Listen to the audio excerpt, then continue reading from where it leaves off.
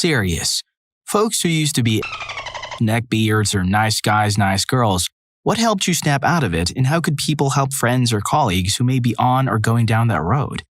Story 1. Stop telling me to be yourself. Stop all the everybody's equal crap.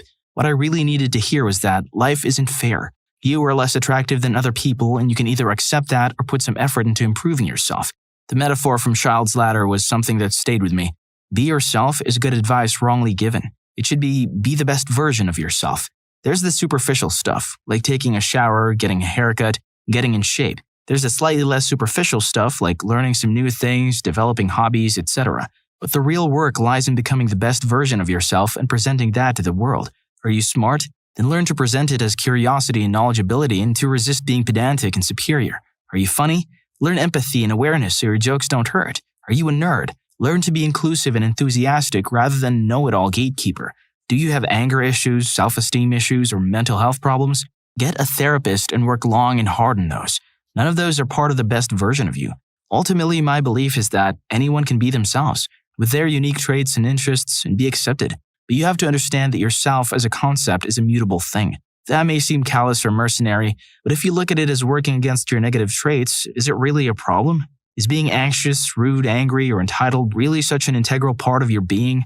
It's not. You don't even really think so. Those are the parts you need to change to really be your best self. Then you can be your whole self all the time. Story 2. Former nice girl here. I never understood why guys didn't like such a fun, non-slut me while complaining in the same breath that all men are misogynistic pigs. My form of showing interest was subtle talking, dropping hints, and general awkwardness. Also, I picked guys who were very attractive and confident, which intimidated me to the point where I couldn't have a normal conversation with them. In high school, I pretty much dedicated all my time to daydreaming about a boy who had no idea I existed. And in college, I chose the aggressive route of awkwardly flirting with him in public and refusing eye contact. I cannot think back without cringing. The funny thing is that both the boys ended up dating pretty normal-looking girls. I had put them on such a pedestal that with one breath, I was implying how undeserving I was of their attention while complaining how nice or good girls like me don't get the guys. I think ultimately, growing up and seeing all my closest friends settle into nice, stable relationships is what changed me. How could I expect to be in a healthy relationship when I couldn't value the gender I was supposed to be in a relationship with? Started valuing myself more and took some time off to be myself rather than be what somebody else wanted. Story 3. It's not something that just changes one day. It's all just beliefs and actions that really aren't the right things to be thinking or acting about. Even that super cute person you like is a person. All those thoughts you have in your head, they have them too. Their own conscience, their own ideas, their own beliefs. They're not just a thing for you to like. They're a complete person. If you want someone to like you, you have to be someone they would want to like. You can't get mad at someone for not liking you or not responding the way you want. Sure, you can get mad if they're actually rude to you, but that's not very often. And usually, the only reason someone would be rude is because you're continually pestering and annoying them. Imagine if someone you found unattractive was always talking to you and doing stuff for you. Is there any nice thing they could do for you that would all of a sudden make you attracted to them? Story 4. I was a nice girl. I was so embarrassed in high school. I never shut up about how much I loved them and how hard it was not to be loved back. To their faces, to their partners, to anyone. It was just the truth. So I thought, why should I hide it? I'd send them sad song lyrics or constantly compare us to tragic romantic figures. I actually remember being 14 and thinking to myself, this guy never messages you, but you talk to him every night. Probably doesn't want to talk to you. And I tried to hold off, but for whatever reason, I couldn't. Then one of the guys I was obsessed with decided to give me a chance. He took advantage of my mindless devotion and used me in every way possible over the next few years. I learned the hard way that you can't make someone be what you wish they were, and I don't want anyone else to have to learn their lesson like that. Nice guys, nice girls, all those stereotypes. One thing common among many of us is that we think we're smart enough to know what's best for other people. We also tend to think social niceties are unnecessary and dumb, to the point where basic respect goes out the window. On some level, we don't care that someone doesn't want a relationship with us as long as we think that's what's best for them. If someone like this is interested in you and you feel safe enough around them, to be honest, please don't let them down easily. Don't say, I'm not interested in dating. Say, I'm not interested in dating you. Tell them you don't want to talk to them or block them on social media. They'll try to make you feel like you're being rude, but you're not. Caveat. It isn't your responsibility to teach them how to respect you, but this is the quickest way to shut them down. If you're watching a friend go down this path, translate for them.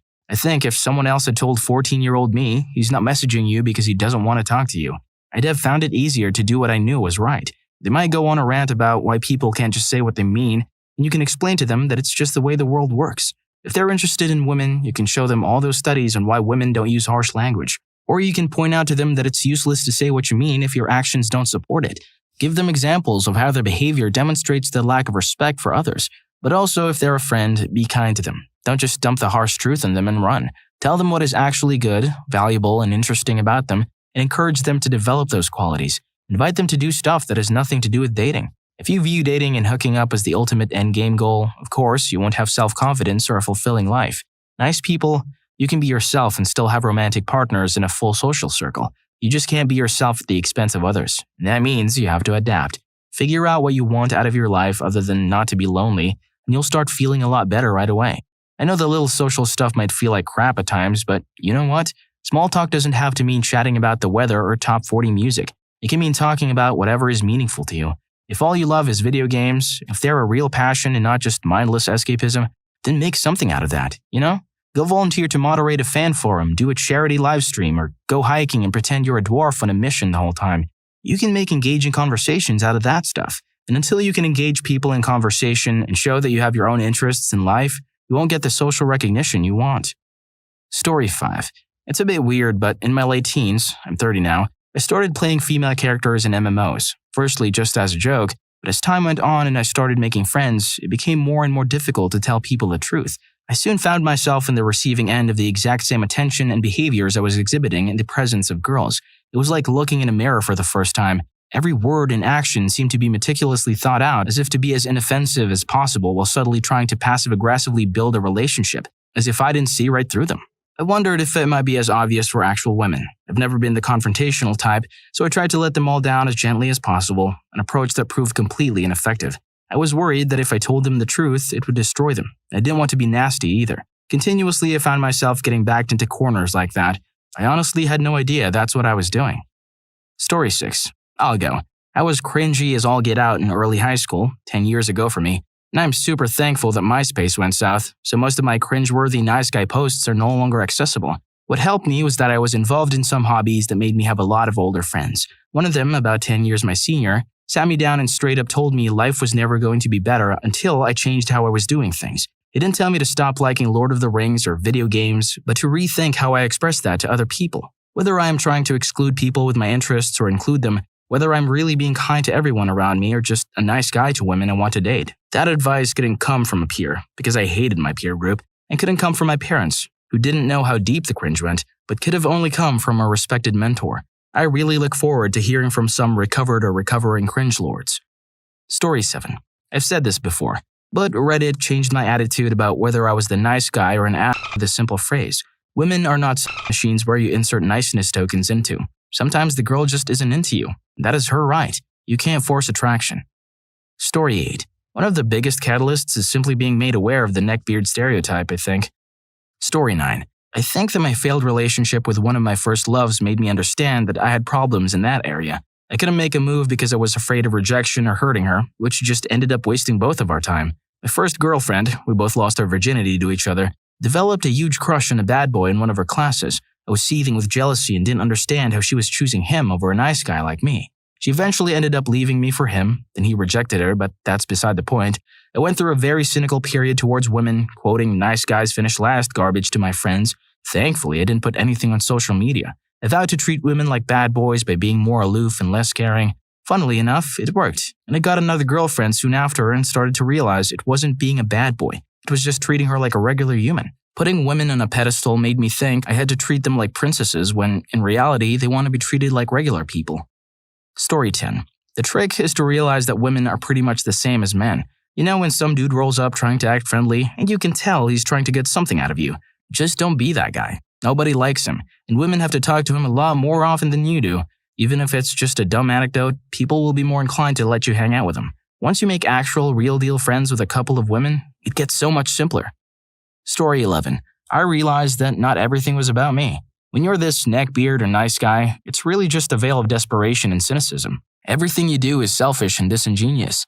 I was so nice to her, why won't she sleep with me? Catch a neckbeard when they're upset. You'll find that, very often, it's not about anyone else but them. They were so nice. They were hurt. They got the short end of the stick. Then it shifts to blaming. She doesn't like what's good for her. She's a user who abuses your kindness. She should be so lucky. because clearly only you know how to treat a woman right. That's disgusting and cringy. Story 12. For me, it was really about learning the distinction between being nice and being good. A good person is not nice, and a nice person is not good. A good person goes after what they want in a way that respects others' decision-making process. A good person finds someone who wants the same thing they do so that both will be happier. A nice person gives another what they want without negotiation for their own needs. They think, I met your needs, and now you have to meet mine. They see other people as owing them for their niceness. A nice person fundamentally misunderstands reciprocity. Yes, a good person will return a favor, but that does not mean you get to choose the favor. Doing something for someone else only to get what you want is manipulative and bad. A good person does not depend on reciprocity to get what they want. They are reciprocal because it's the right thing to do. They get what they want by stating it clearly and confidently and finding someone who wants the same. Story 13. I was never a neckbeard dude, but I did grow up isolated due to family life up north. I grew up with a bunch of older fishermen who hated my guts. I learned to socialize through violence and hardship. No feelings, just raw labor and a really dark and nihilistic view of life. In some ways, it was similar to the whole neckbeard thing. In another way, my life was totally opposite to the whole nice guy culture because I was never immersed in TV pop culture to be able to hate it. All I had was a fuzzy radio. Despite my lack of grammar skills, I was apparently smart enough to be employed by the government.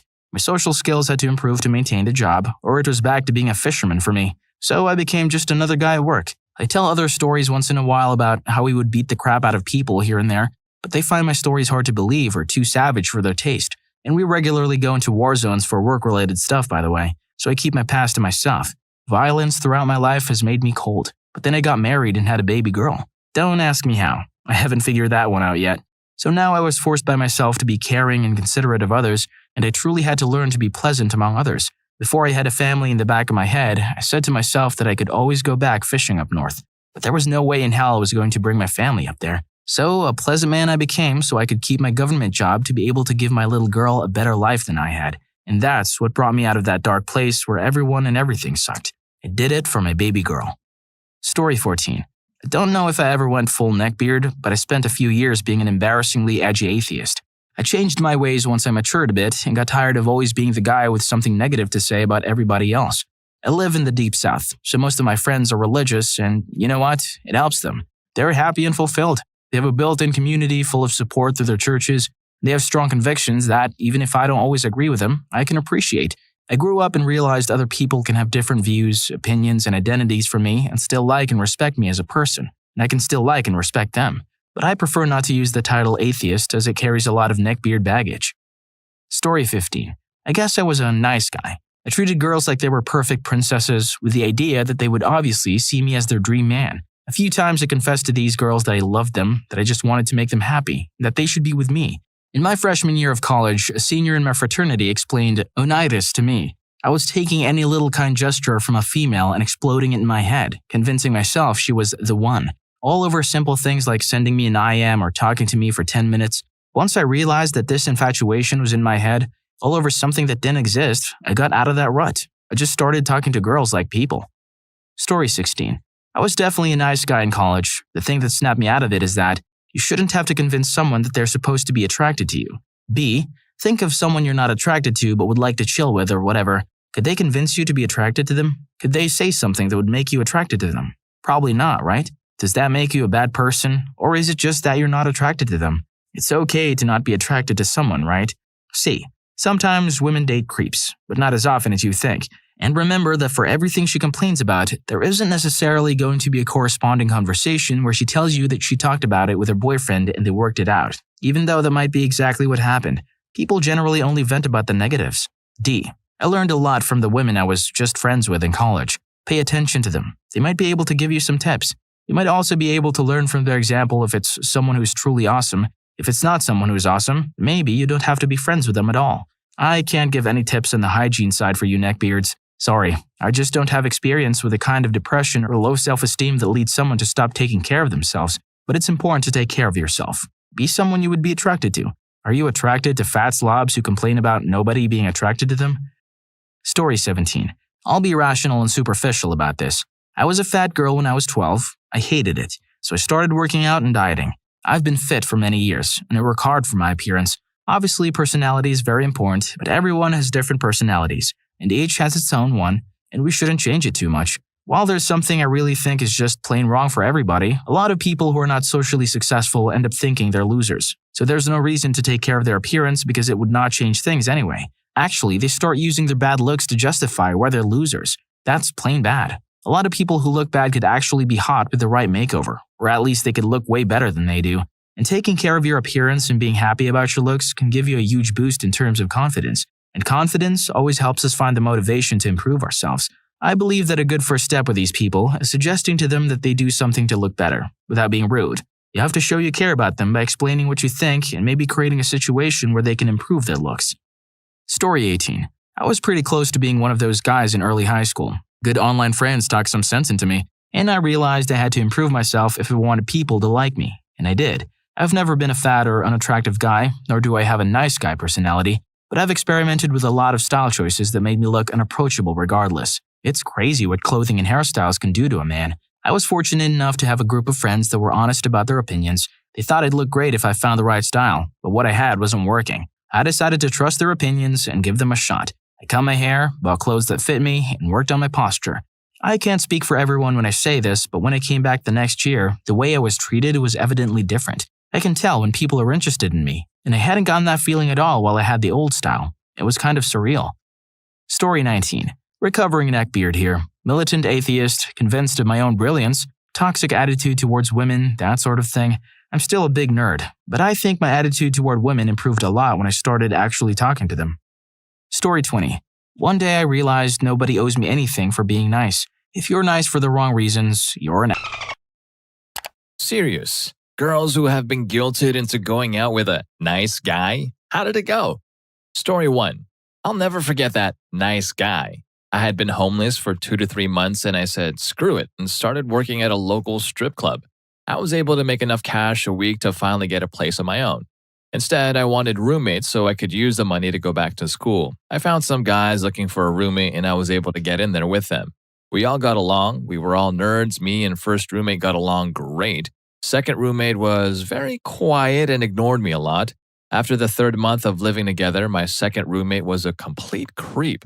He would text me all the time, asking where I was and who I was with. He would tell me when he graduated, he was 2 semesters away, that we could get married and I would never have to strip again. And he texted me almost every day.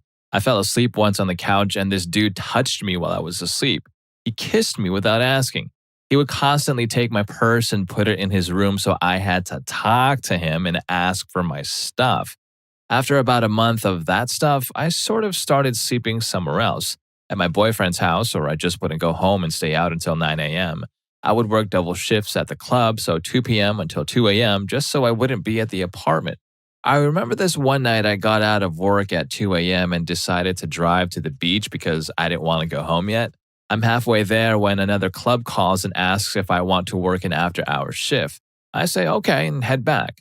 I leave at 5 a.m. from that club and head again to the beach to watch the sunrise. Now, I'm about to hit the bridge to get to the island and the creepy roommate calls me, tells me to come home, that I need to be home and safe, and that he really needs to talk to me.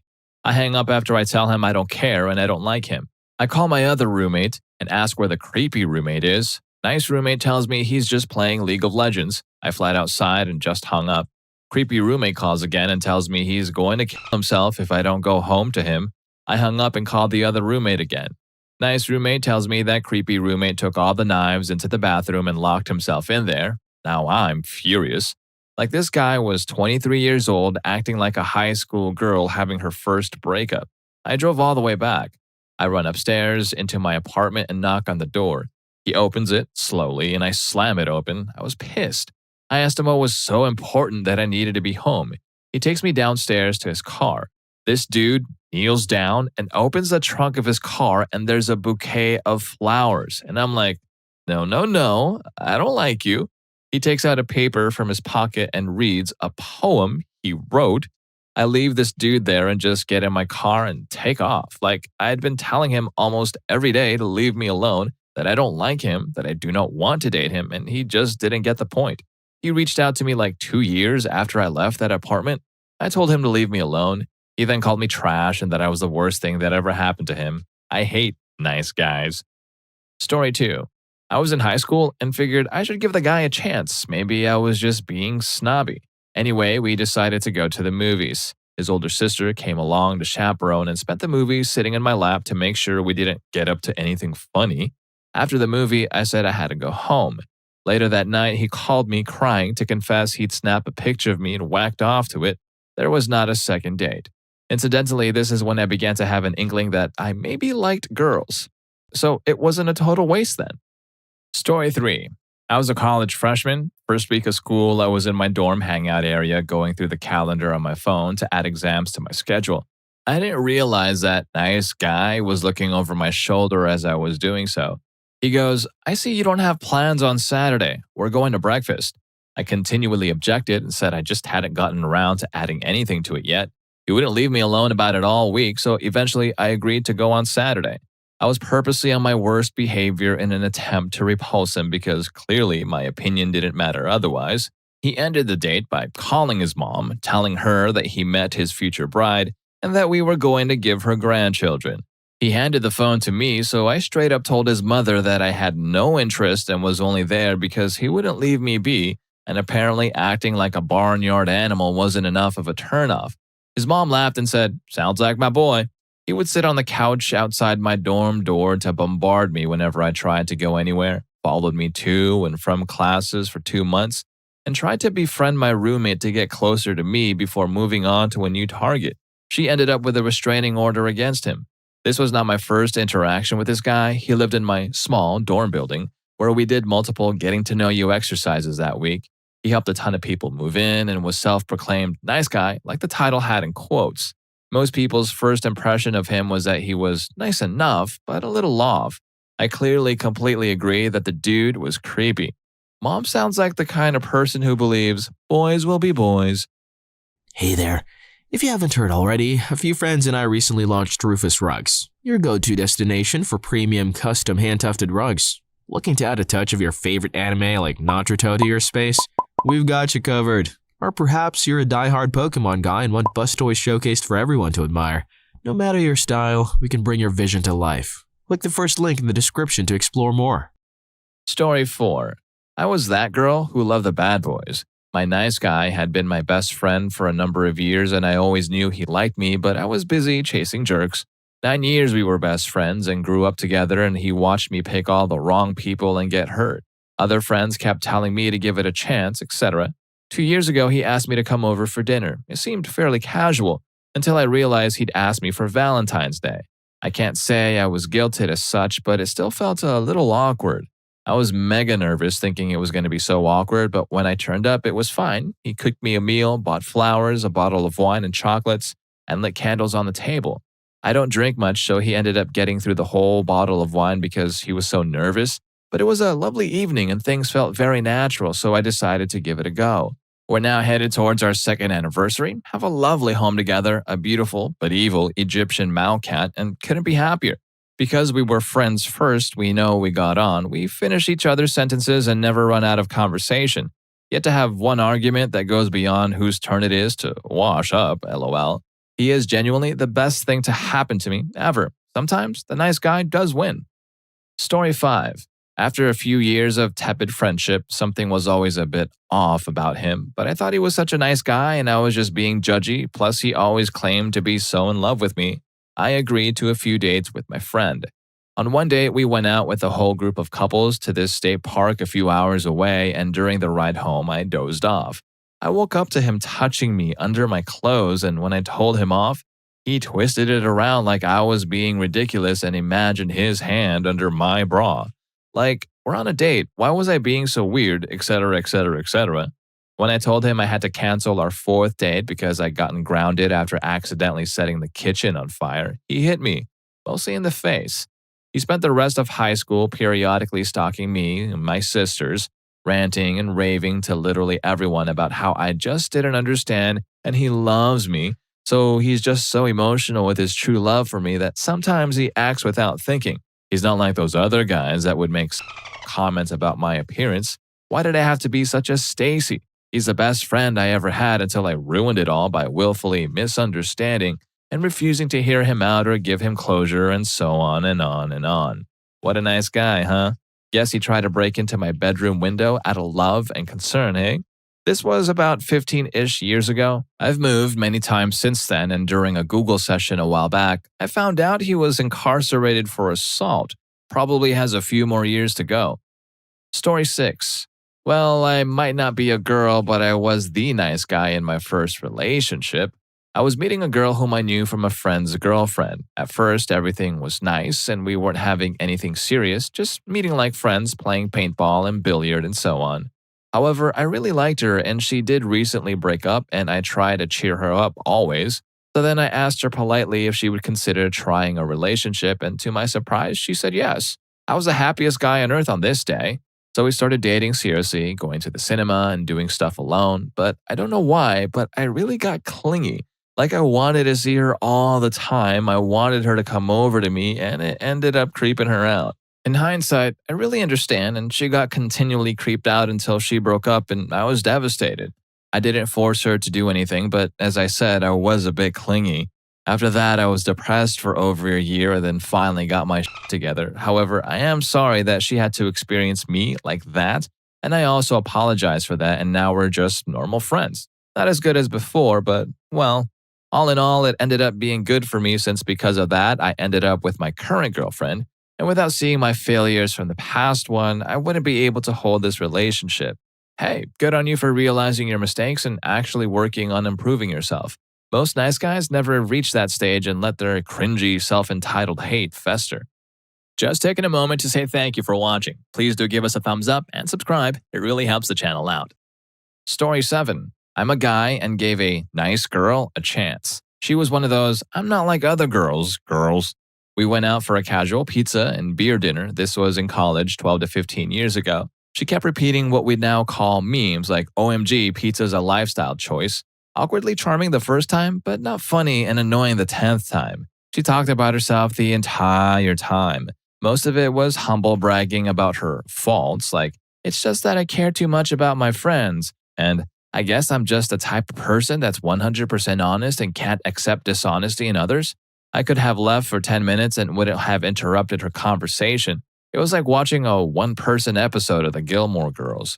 We left separately and we didn't kiss or anything. The next day, over MSN Messenger, she asked when our next date was going to be, and I politely said I didn't think we had a connection. She messaged me for about 2 weeks after that with increasingly desperate things. It started with, pick any place and I'll buy, to feeling lonely tonight, want to come over for some fun, to mutual friend who set us up, and I are talking about doing things in bed and we need your opinion. A total lie, as I learned from the friend, to a picture of her cleavage. She started dating some other dude and the messages stopped. Story 8. I confided in a nice guy friend, Fred. Not even going to hide his name because this guy is a stage 1000 weirdo. So I told Fred how ripped off I felt and how I could not absolutely believe that I could not get over a relationship lasting only a month when I handled the breakup of my 3-year relationship a lot better. He listened to all my sorrows and said that I will get back on my feet someday. I didn't know he meant that he was the one to prop me back on my feet. I told him of the dirty tactics that my ex-boyfriend used to get me and how uneasy it had made me to know he was a wreck because of me denying our potential relationship. So Fred thought it would be genius to ask me out the same exact way my ex-boyfriend did. Gee, who would have thought that would work? Again, fool me once, am I right? At first, when I said no, he said he was only joking. He just wanted to see how I would react to his demands of him dating me. Yeah, okay, I'll just let that slide. He got creepier by saying things like, hey, how do you know when you love someone? I can't remember how I dealt with that situation, but I remember feeling very awkward. Anyway, he would say these things and let me stew in it. On the very last day of school, he wanted to hang out with me, which sounded like a little fun. Little did I know he had plans to confess his undying love for me. He leaned in for a kiss, which I blocked with my hand, asking, what is he doing? He sat there tearfully weeping, wanting to know why I would submit to one guy's demands of dating them, but not his. I had had enough of him by this time and told him not to talk to me anymore. He did the exact opposite of that, of course, would call my home phone a lot, send me a lot of emails, Yahoo days, and come up to my house once or twice unannounced. My mom played the role quite well of, my daughter is in trouble and can't talk to boys, so he enlisted his female cousin to contact me instead. I remember her telling me, Fred is really upset you won't give him a chance and said if you don't talk to him in the next 10 minutes, he will drive off of a cliff. Okay, whatever, dude. I've got other things to do. Long story short, he did not drive off a cliff, and after he was done stalking my friends and me, he eventually gave up and haven't heard from him since. Story 9. Wasn't really a date. I was on a hiking trip with my sister and other people from our village when we met a group of guys drinking and having fun. Was on Father's Day, so it wasn't an unusual sight. For some reason, my sister got into a talk with the guys and somehow got the both of us invited to the party at one of the guys' houses after. No big deal, we brought her boyfriend with us and were expecting a good time. My boyfriend was on a biking trip with his dad, so he couldn't come. So we arrive and nobody else is there. Guy says they will all arrive later and we're all early, 30 minutes after the time he told us to be there. And we start drinking, having fun and everything. He clearly has a thing for me, invites me to go on festivals with him. Sister's boyfriend tells me I would be stupid if I say no, and he would totally be going. The others arrive, and at some point, the homeowner asks me to go out for a walk. He needs some air. We walk a bit, and suddenly he turns around, telling me I am the love of his life, the girl meant for him, most beautiful, smart, etc. he has ever seen. I was shocked and didn't know what to say except, I have a boyfriend, you know? He said he doesn't care, we were clearly soulmates, and then just kissed me out of nowhere. Tells me he would break up with his girlfriend for me, he never mentioned her before, and I should do the same. Luckily, my sister blacked out on the toilet and someone shouted at him for help unlocking the door, so we went back up. I took care of my sister, his girlfriend arrived, he pulled me aside and told me he would do it now, right here. I said no, and he told me to take my sister and leave, which I did then. He messaged me on Facebook the next day, cursing me and that I led him on and he almost broke up with his future wife for someone like me. I'll never understand the logic behind cursing a girl because she won't go to Pound Town with you. Story 10. He was genuinely nice, and I thought I was being too picky and maybe I could see through this if I took the effort of getting to know him. But every time I offered a contradictory point of view on any generic topic of discussion, he would proceed to casually mock my appearance, attire, and my personality in retaliation to my disagreement. That was the last day, obviously.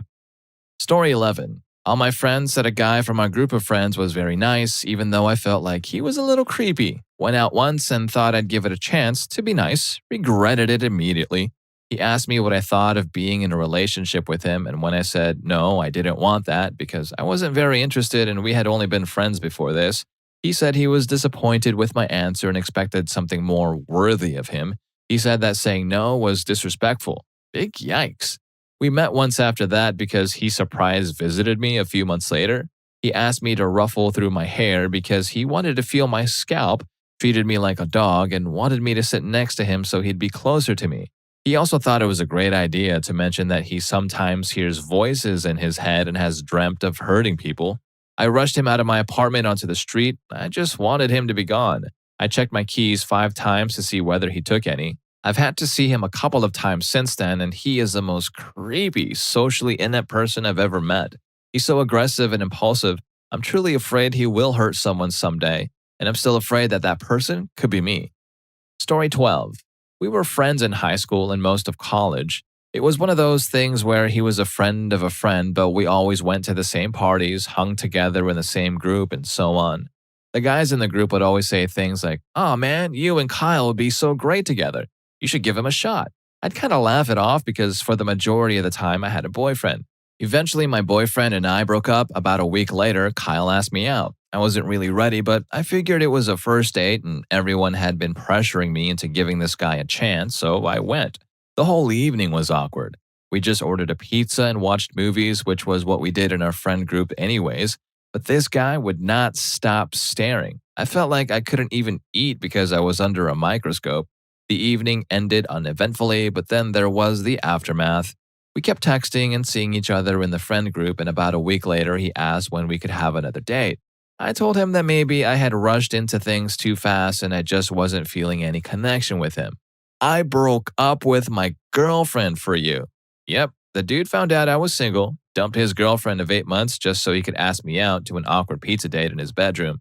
The timely cherry on top is that they got back together and apparently I'm tearing their marriage apart because she found a bunch of texts from me from like 6 years ago And he admitted that he kept them because he still likes me. I haven't seen him in 4 years. I cringed so hard when he said he broke up with his girlfriend for you. Story 13. Not outright guilted, but found myself in the situation and couldn't back out. Bit weird at first, given the circumstances of me distinctly not wanting to be there, but things gradually got weirder as the night went on. He made really intense eye contact and told me how he doesn't smoke or drink, just goes to clubs sober. He also told me about how he plans to stay in the country. He was a foreign student, but needs to settle down with someone here first. Then he told me he was really passionate, and my dumb ass asked passionate about what, and he just stared at me and repeated he was really passionate. It was a bad experience, and I'm more vocal about whether or not I want to be somewhere or do something now. I'm really passionate. About what? I'm really passionate. Reminds me of my conversations with Google Assistant. Story 14. Guilted into having a 1-year relationship with one. He was super nice at first, and I was young and naive. He flirted and seemed nice and honest, so I thought, what the hell, why not give it a go? Big mistake. Realized quite quickly that he wasn't just for me. We had very different political views, very different opinions on things, and he was very degrading of me. Made fun of my weight, made me think I was fat. I was not at all, always had a healthy BMI, always had been sporty. But obviously being my young, teenage, and vulnerable self, that really crushed my self-esteem. So when I finally decided I had the balls to say, I don't want to be with you anymore, he guilted me into staying with him, saying, you'll never find a guy who'll love you like I love you, or if you leave me, I'll hurt myself, and all the rest of the typical reasons a nice guy will use to guilt you into staying. In the end, I ghosted him. We were supposed to meet up, but I never showed up. I changed my number, deleted social media for a couple of years, and moved out. Never heard from him again, which I am very pleased to say. I hope for your sake, you never do find another guy that loves you like he did. What's your cringy nice guy story? I met this guy on Tinder, and we vibe instantly. We planned to meet in person a few months later since we were both in school, and he lived in the city where I went to school. When we finally met, I felt uneasy right away, but he seemed to think we had this crazy spark.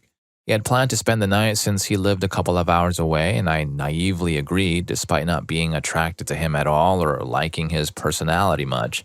Throughout the night, I had to keep denying his advances, and when I tried to let him down gently, he completely lost it. He started insulting me every chance he got and then began harassing me online, creating 7 different social media accounts to contact me after I blocked him repeatedly. He didn't just DM me, he would publicly tweet at me and comment under my pictures. Finally, I had enough and agreed to meet him in person to tell him to leave me alone for good. When I did, he had the audacity to say, well, I just think we would be great together and date after this. Even now, when he occasionally messages me, I sometimes try to give him the benefit of the doubt, but he always blames me, saying I was the one who went insane and that he did nothing wrong. I'm pretty sure he was the one who was insane before ever meeting her. Story 2. I'd actually like to share an identity-swapped experience that made me realize what women often endure. I'm a guy, and this happened a while ago while I was in college. I went to a bar with my 2 closest female friends. While ordering a drink, a woman sat next to me and offered to pay for it. I accepted and we started chatting. She wasn't particularly fascinating but seemed friendly, so I continued the conversation. Each time I finished a drink, she offered to buy me another. This went on for a while, and I kept thinking, I don't get this kind of attention often, so why not see how many free drinks I can get? I lost count after 6 drinks and was quite tipsy. Eventually, I decided I'd had enough and told her I was going to find my friends. She agreed, so I went over to them and shared the story. Just then, the woman from the bar approached and asked, oh, these are your friends? I said yes, introduced her, and then went to the bathroom. When I got back, my friend said the girl had been super weird. She asked them if I was sleeping with either of them, then when they said no, asked if they knew if I was clean. I said we should probably just go to another bar, so we went to leave. The girl, who had rejoined a group of her friends, followed us to the door and said, where are you going? I lied and said they were just going to take me home, thinking she'd get the hint. She said, sounds good, and started walking with us. One of my friends said, shouldn't you tell your friends where you're going? The girl replied, I can call them in the morning. At this point, I'm very buzzed and quite unsettled. I encounter a male friend on my way out the bar and explain that this girl is being really creepy. I ask him to intervene so I can escape. He agrees right away and starts talking to her while I quickly make my way down the street. I reach a nearby restaurant and go inside where a waitress is stacking chairs on the tables. She tells me the place is closed, but I explain that I'm trying to avoid someone and offer to help with the cleanup. For about 15 minutes, I assist her with stacking chairs and tidying up while recounting the story of my night. At this point, the friends I came to the bar with call me to check where I am, as one of them is the designated driver. I give them my location and they come to pick me up. When I got in the car, they told me that the girl from the bar followed them to their vehicle. As they got into the car, they heard a loud knock on the window. The girl asked if they had forgotten about her and if they were heading to where I was. They said we had gotten separated and didn't know where I was, but she didn't believe them. They spent about 10 minutes trying to convince her, but she refused to leave. Eventually, they started the car and drove away with her running after them. It was then they noticed she had inexplicably removed her shoes, not heels, and was holding them as she ran. They drove around the block to lose her and then called me to pick up. Absolutely the weirdest thing that has ever happened to me. And those two friends from that night still give me shivers up to this day. That experience made me feel bad for women who have to put up with that "I bought you a drink, you owe me now" logic. I'm so sorry you have to deal with that, ladies. Story 3.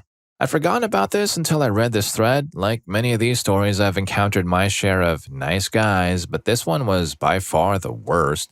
He messaged me on a dating app. He was old, not necessarily a deal breaker, but I was a teen and he was over a dozen years older than my parents. I politely declined, citing discomfort with such a significant age gap, and wished him well. He went off the rails. His messages range from regretful pleas and compliments to insults calling me names. I received dozens of messages each day. He claimed he was a lawyer and threatened me with ways to make me regret my decision, insisting that no other man would treat me as well as he would. Despite reporting him for messing with me, the dating app system at the time didn't prevent him from continuing to message me. Finally, I told him I would meet him in the city at a popular college bookstore at 2 p.m. And wouldn't you know it, I somehow forgot to go. After another day or two of berating for standing him up, he got the hint and disappeared. Story 4. I met a guy one night after going out. We exchanged numbers. He was attractive and seemed normal. We had dinner together and I was taken aback when he arrived with flowers and a bottle of wine, given that it was our first date and we didn't even know each other that well. During dinner, I noticed he would ask questions but didn't listen to my answers. It felt as if he was more focused on preparing his next question rather than engaging in a genuine conversation. He mentioned that his sister was out of town and he was house sitting in a nearby building. Although he made me uneasy, I decided to go along with it. As we left, he walked me to my car. I was wearing heels, so I felt okay holding onto his arm for support as we walked. He then started pushing for me to come into the apartment building he was supposedly house-sitting, promising, "We'll go up to the rooftop, best view in Hollywood." His pitch felt corny and unsettling. Despite my repeated refusals, saying I needed to get up early, he persisted. When we reached the building, he tightened his grip and demanded, "What is your problem?" His demeanor shifted to one of anger and aggression. He began listing his efforts, flowers, wine, dinner, etc., as if they had entitled him to more. He tried to pull me inside. I managed to break free, run to my car, and drive off. I'm convinced he intended something far worse. That's actually the reason why you shouldn't wear heels on the first few dates. Sometimes you gotta run. Story 5. I used to work at GameStop, which was connected to a Starbucks. A guy who recognized me from high school, though he was a year below me, would chat with me while I waited for my coffee. He seemed friendly enough. A few weeks later, he told me I was pretty and asked if we could hang out. I was engaged, so I made it clear I wasn't interested in anything affectionate. He insisted he only wanted to be friends and convinced me to believe him. He'd give me free Starbucks and compliment my art. About 2 weeks later, he asked if I could meet him at a bar because he was upset. Wanting to be supportive, I agreed to go. So I go to the bar and he's already tipsy. I didn't drink because I wanted to be able to leave if things went wrong. His hands started wandering and I told him I was uncomfortable. He stopped and apologized, attributing it to being buzzed. He then asked me to go outside and talk. I don't smoke, but agreed to go. Once outside, he pinned me, and fortunately, someone leaving the bar intervened and got him off of me. Story 6. I was playing video games with a friend when he asked me if his friend could join us. I extended the invitation to the match and the Discord call. The friend was amiable and skilled, so we decided to add each other and play matches together when we were both available. Over a few weeks, I occasionally switched to different games or took breaks. Initially, he would send casual messages inviting me to play, which I would either accept or decline courteously. However, as time progressed, his requests became more frequent and insistent. Every night, he would ask if I wanted to play, and I found myself needing to offer excuses to avoid playing. When he saw I was in a full party, he would send private messages trying to persuade me to remove someone, despite my explanations that they were my guildmates and personal friends. His focus was solely on playing with me, regardless of the context. I tried to keep things amicable between us and still casually chatted with him when we weren't playing video games. He was from out of the country, lived in the next state, and always complained about how lonely he was. I told him, well, he wasn't alone, he had me as a friend, and that's when he told me he would prefer me as a girlfriend instead. I was absolutely dumbfounded because I am attracted to women rather than men with a deep voice. We had each other added on Facebook, and I tend to wear my identity on my sleeve. I gave him the benefit of the doubt and broke it to him that I wasn't into men, and he told me that he didn't care. I laughed it off and assumed that he didn't judge, but obviously not what he meant, just tried to see the best in him. I stopped initiating contact with him, but he continued to reach out. Every time he saw me online, he would message me asking why we weren't spending time together anymore, expressing how much he missed me and how lonely he felt. Despite my polite attempts to indicate that I needed space, he didn't seem to understand. His messages became more persistent and direct, with him expressing frustration that his day went bad when he worked hard and came home expecting to play games with me. He was often disappointed when I was either unavailable, playing a different game, or engaged with other friends. Eventually, he began directly asking me to be his girlfriend and to visit him. Despite again my repeated explanations and having little interest in continuing our friendship, he persistently responded with, "I don't care." Frustrated with his continuing advances, I finally told him he needed to cease his behavior or face being blocked and removed from my Discord server. He didn't relent, so I followed through on my warning. I blocked him on all our social media platforms and removed him from my server. He continued to attempt to persuade and guilt me into reversing my decision. The friend who introduced us is unaware of the situation, only knowing that we no longer hang out. I'm not concerned about what, if anything, he might have said to my friend.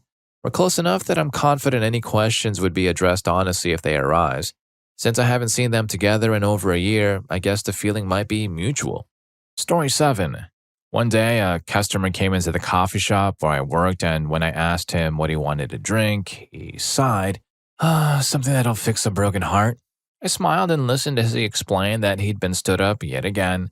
I suggested a drink that I personally enjoyed, and when he asked about the cost, I replied, "No charge, tomorrow's another day." I made his order and returned to washing dishes. A few days later, my coworker rushed to the back saying the same customer was blocking our drive-thru. When he had come in previously, I'd been wearing my wedding ring on a necklace because I didn't like to wear it while washing dishes. I asked what he wanted, and she said he was demanding to see me, having seen my car.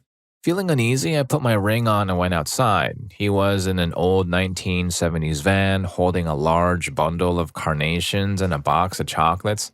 I made sure my ring was visible as I approached. When he saw it, his demeanor changed, his face turned red, and his tone became menacing. "Where did you get that ring?" he asked. "This ring? My husband gave it to me on our wedding day 7 years ago," I answered. He grew furious. "You weren't wearing that ring last time. You just didn't see." He threw the carnations at the window and we quickly closed it. He pounded on his steering wheel, honked the horn, and yelled. We were about to call the police and lock the cafe doors as he sped off, almost knocking over the furniture. It was clear that his nice guy act was just a facade. Story 8. I went to school with this nice guy type of person who had a neckbeard and wielded an anime kind of weapon. He would talk about how girls ignore smart, intelligent guys like him and only like big guys. He also frequently mentioned that he was waiting for a girl who would be smart enough and good enough for him, a statement that seemed both contradictory and baffling. He was around 90 pounds with beach blonde hair that he wore at an uncomfortable length in the front to obscure his eyes and vampire pale skin. He started hanging out in the area where I used to eat lunch during my first year of high school. He would just smile and be courteous even though no one wanted him around. Despite my discomfort, the neckbeard continued to get way too close to me, inventing reasons to be near me. Given my short stature, he would often place his arm on my head or grab my shoulders, just awkward, unwanted touch. I mustered the courage to tell him to please not touch me, but he didn't seem to get the message. Instead, the not so sly hair smelling and weird touch grew. I didn't say anything further because I was shy. Unfortunately, he managed to get my number from one of my friends and started sending me these creepy messages. Just for instance, "Hey, good looking," walks over to you and puts arms around you. "I missed you," runs hands over your soft hair, hugs you. I didn't respond and they just got worse and worse. He sent me a photo that nearly blinded me. I texted him telling him what he was doing was making me uncomfortable, but that didn't stop him. I learned how to block someone on Verizon that day. I never told anyone about it. I had to go 4 years of high school with this kid getting too close, making me so uncomfortable. Story 9. I met up with a guy from a dating site for a quick bite. I forgot my wallet, so he came to my dorm to help me find it. Once inside, he began looking around at my photos and belongings. He found my Homer Simpson slippers and a rooster beanie book my nephew had left. He stuffed the rooster into Homer's mouth, making it look like Homer was chewing, and said, "Look at me, I'm vain. I create suffering for animals so I can feast. Selfish, hungry lady." I was taken aback. He then opened my drawer, threw my makeup around, and said, "This is tested on animals. I am vain. Animals suffer for my beauty." He followed by opening my wardrobe and tossing my clothes, declaring, "These things have been made in sweatshops." My friend called security on him. This wasn't our first date, it was more like the sixth or seventh, and up until then, he had always been considerate, a great listener, and genuinely fun to be around. He seemed like a genuinely nice guy. He had never mentioned being vegan before, and on our previous coffee dates, he had only ordered black coffee. Our planned restaurant visit was to be our first meal out together, and thankfully, we didn't go because it was for weekend brunch, and I would have definitely ordered bacon. Story 10. I went on a first date with a guy for a casual coffee meetup.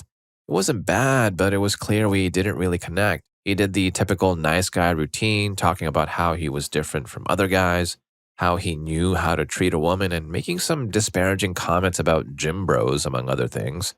I decided to stop the date short since I wasn't feeling a connection and was tired after a midnight shift.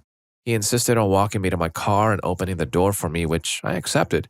When he hugged me goodbye and tried to kiss me as we were about to part ways, I turned my face to avoid it. He immediately got mad, blocked me from entering my car, and exclaimed, "What? No kiss?" Now, I'm pretty easygoing and a tolerant person, but this was the first time something like that had happened, and I felt a bit of fear. The guy was blocking my car and was about 6'4". I put on a serious face and said, "No, sorry, I really need to get home now." Fortunately, he moved aside. I took a break from dating after that. Trust your gut instinct. If someone makes you feel uneasy, there's usually a reason. Story 11. Since my best friend Dan was leaving for a 3-month trip overseas, his mother gave him a hilarious moving away party. Dan picked out the restaurant where we had our large supper. Plus, Dan got to invite like 5 or 6 of his friends. We had a really laid-back house party at his place after the dinner. Actually, it was just Dan and I laughing and dancing to music. The others merely sat around doing nothing. However, one of the other guys, let's call him Jack, came over and struck up a conversation with me, asking me standard questions meant to get to know you. I assume Jack was just trying to liven up the party since Dan was the only one who knew everyone. We added each other on Facebook, which seemed normal for college. There was no hint of mutual interest, and 2 weeks later, Jack announced he was moving out of state for a job.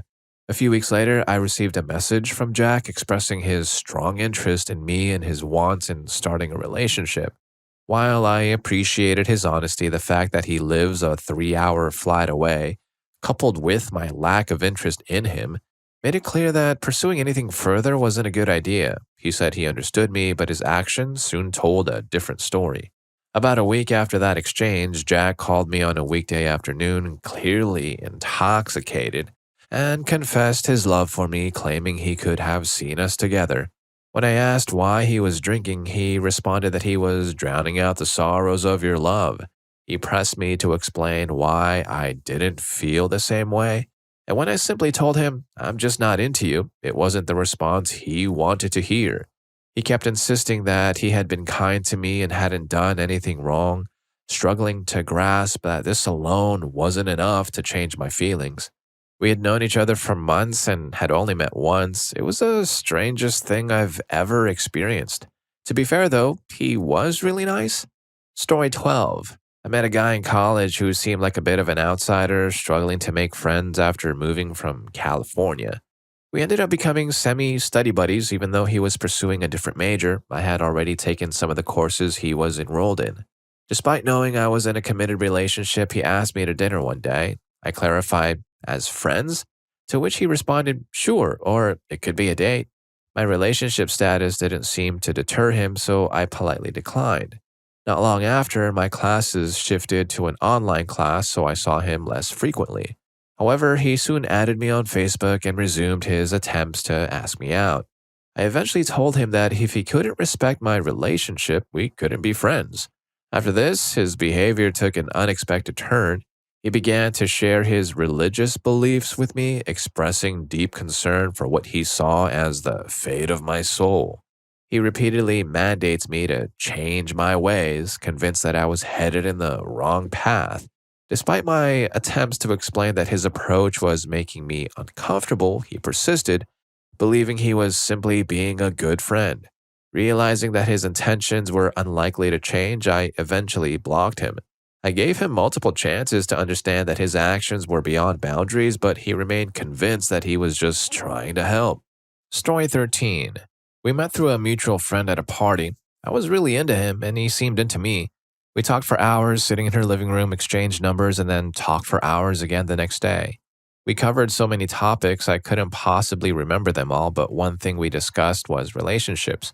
He said that he was only interested in an actual relationship and he preferred to take things slow. I was fine with that. I was supposed to be leaving to go with a mutual friend and some others to a convention that weekend, so he asked if I wanted to go out to dinner together the night before. Of course, I didn't decline. I was really looking forward to it. Some plans changed on his end and dinner turned into breakfast the morning I was supposed to leave. Since he lived a few blocks from my friend's house, it made perfect sense to me, so I agreed again. When he picked me up from her place, he told me breakfast out would have to be breakfast in at his apartment. But it was okay because his roommate wasn't home. And that's when things took an odd turn. Having breakfast at someone's apartment isn't inherently bad, but it was strange that I was the only one expected to eat. He just sat there, watching me as I hurried through my bagel and scrambled eggs, feeling more like a spectacle than a guest. Once breakfast was over, we started chatting, and for a while, everything seemed normal again. Then he kissed me, and while I was okay with that, he began trying to take things further. I immediately put an end to it, reminding him that we had both discussed our intentions and agreed that we weren't looking for anything casual. I pointed out that he had specifically mentioned wanting to take things slow and not rush into anything physical. Despite this, he continued to kiss me, saying, I know, but I'd make an exception for you. That wasn't acceptable to me. I ended the date and walked back to my friend's place, feeling quite frustrated. It was disheartening to realize that his efforts seemed to be a way to push boundaries and manipulate me into something I wasn't comfortable with. He could have been upfront about his interest in a casual encounter, and I might have still considered it. Instead, he tried to employ a deceptive strategy to make me feel special, which only resulted in disappointment for both of us. It's clear that honest communication would have been far more effective. I'm tempted to start handing out stickers that say, actually, talk to your partner honestly. And if you're enjoying the video and some of the honest stories here, don't forget to hit that subscribe and like button for more videos just like this. Story 14. I'm a woman, and this story is about my husband and his unfortunate encounter with a so-called nice guy. A few years before we met, my husband went to a party. While he was there, a random girl approached him, complimented him with a "you're cute," and gave him a kiss. Amused, he started chatting with her. However, he soon noticed an angry short man standing beside her, glaring at him and making him uncomfortable. Sensing the hostility and not wanting any trouble, he decided to end the conversation and move to another room. As he walked away, he suddenly felt something in his back. When he turned around, the short man was fleeing the scene and ran out of the house, never to return. Initially, my husband laughed it off, thinking it was just a light pull. But soon, someone pointed out that he was wounded. It turned out that the short man hadn't just poked him.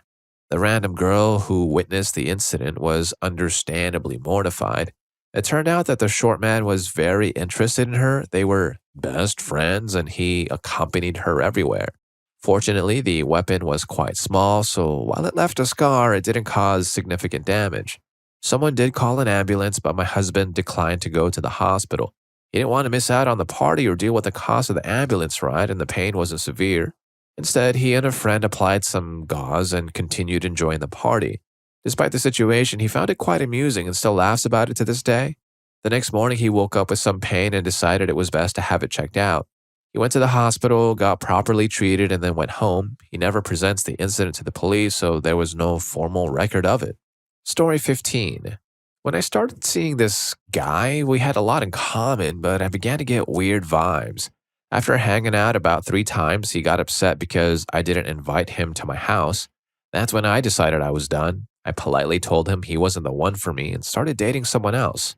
The nice guy kept popping up, making small talk. I stayed polite but distant, letting him know I was seeing someone else. He got offended, insisting he'd be better for me and that I didn't give him a chance. I confirmed to him that I wasn't interested. After a few weeks, he started messaging every couple of weeks, asking if I had broken up with my boyfriend. I didn't respond, so about 2 months later, he sent a message saying how much he cared about me and how he couldn't believe I treated him this way. He even told his friends about me, saying I was special. His parting words, "You used to be this sweet Southern belle, now you're just rude." I explained that his reaction was too much and he refused to listen. It was very unattractive. I told him that if he had listened to me from the start, this could have been resolved much earlier. His response? Blocked. I don't know if I'll ever recover from that one. Story 16. I'm just an ordinary guy, but here's my reverse nice guy story. After work on a cold day, I decided to treat myself to a hot chocolate from a walk-up vendor. As I stood in line, I noticed someone behind me but didn't pay much attention. Feeling a bit charitable, I decided to pay for 2 hot chocolates. I told the vendor I was covering the person behind me and asked him to pass along a simple message. Please pay it forward. I took my hot chocolate, paid the bill, and walked away without ever glancing at the person behind me. I just kept moving, focused on my day. As I reached the corner, I heard someone shout, "Excuse me," but I ignored it because, well, it's a city and I don't usually respond to random yelling. Suddenly, a woman rushed up to me, clearly the person I'd unknowingly bought the drink for. She started saying she was flattered I'd bought her a hot chocolate, but that she really couldn't accept it. She then launched into a monologue about how she had a boyfriend, and I interrupted her with a simple, "Just pay it forward." I began crossing the street, trying to put some distance between us, but she followed me, insisting that she was serious with her boyfriend, practically engaged even. She went on about how awkward it would be for him if she told him that some guy had bought her a drink. This awkward exchange continued for about half a block. Finally, I turned to her and said she didn't have to drink the hot chocolate if it was that big of a deal. Then I quickly ducked down the stairs to a subway station, one I hadn't even planned on taking, just to get out of the situation. Now I've adopted the city habit of ignoring everyone, just like everyone else. Story 17. I was sitting at a bar by myself when a guy in a fedora approached me and we started talking. At first, he seemed okay, and we got into some casual conversation. But then he started sharing his thoughts on how he believes women should be nice to him if he does something nice for them, like opening a door or buying a drink.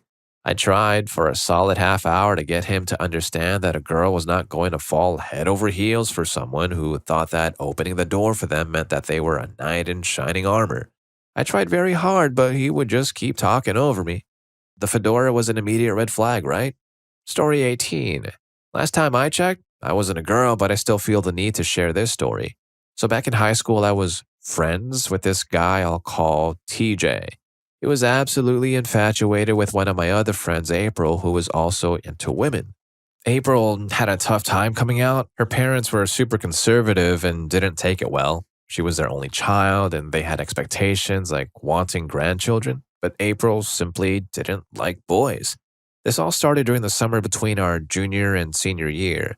We had a big party, and it was the first time TJ and April met since it was a mix of my different social groups.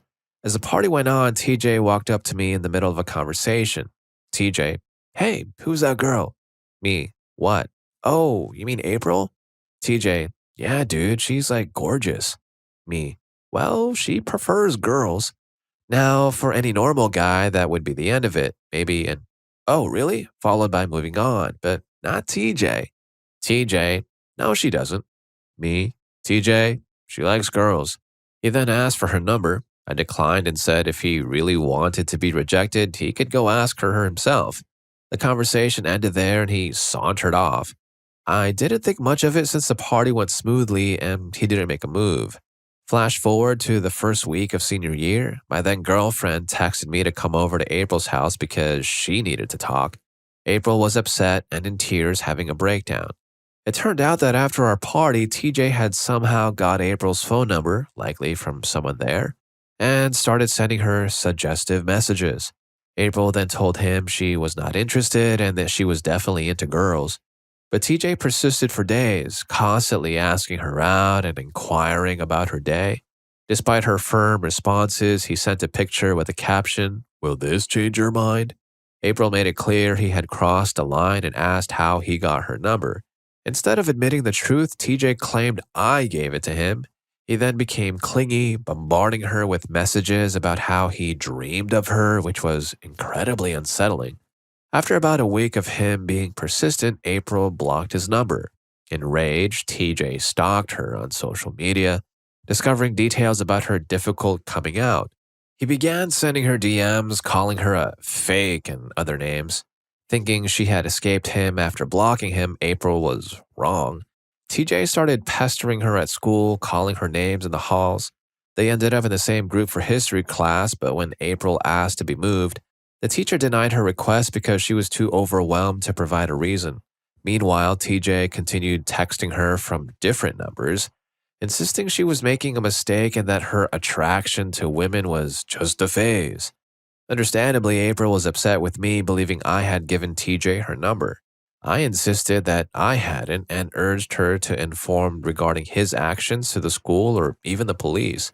She hesitated to talk to her parents about getting a warrant order or addressing the issue with the principal. So I took it upon myself to report the situation. The next day, I went to the principal with screenshots of TJ's messages, clearly showing he was beyond the borderline stalk in April. The principal brought April in to verify everything, and she ultimately decided to go to the police. They issued a restraining order against TJ, who then got angry at me for ratting him out. I told him to consider himself lucky he wasn't in jail. Throughout this ordeal, TJ kept referring to himself as a nice guy who treated women right, which made the whole situation even more frustrating. Story 19. I married my high school sweetheart back in college. We'd been dating for 3 solid years. One day, 2 of my close male friends visited at my campus job, acting oddly pushy about us hanging out later. My boyfriend, who was attending school about 30 miles away, felt secure in our relationship and had no issue with me having male friends. So I went to hang out with these guys and they started laying on the compliments, making dinner, and acting overly sweet.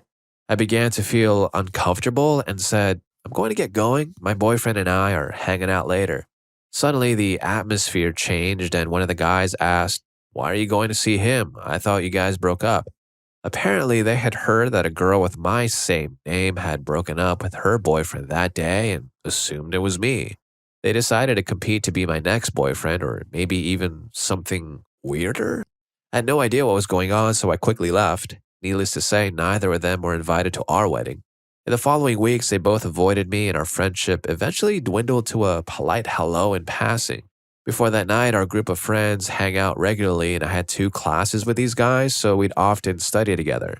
But all of that stopped after that night, not because I ended it, but because they chose to. I tried to reassure them it was no big deal and that we could laugh it off, but they opted to end the friendship instead.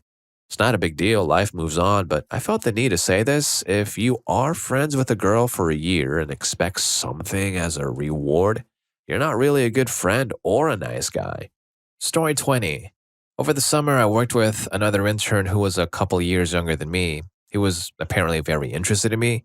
He would ask questions about me to other interns in Chinese, talk about me when I wasn't looking, but I have a feminine preference, so I wasn't really affectionately interested. He seemed like a nice guy, though, initially.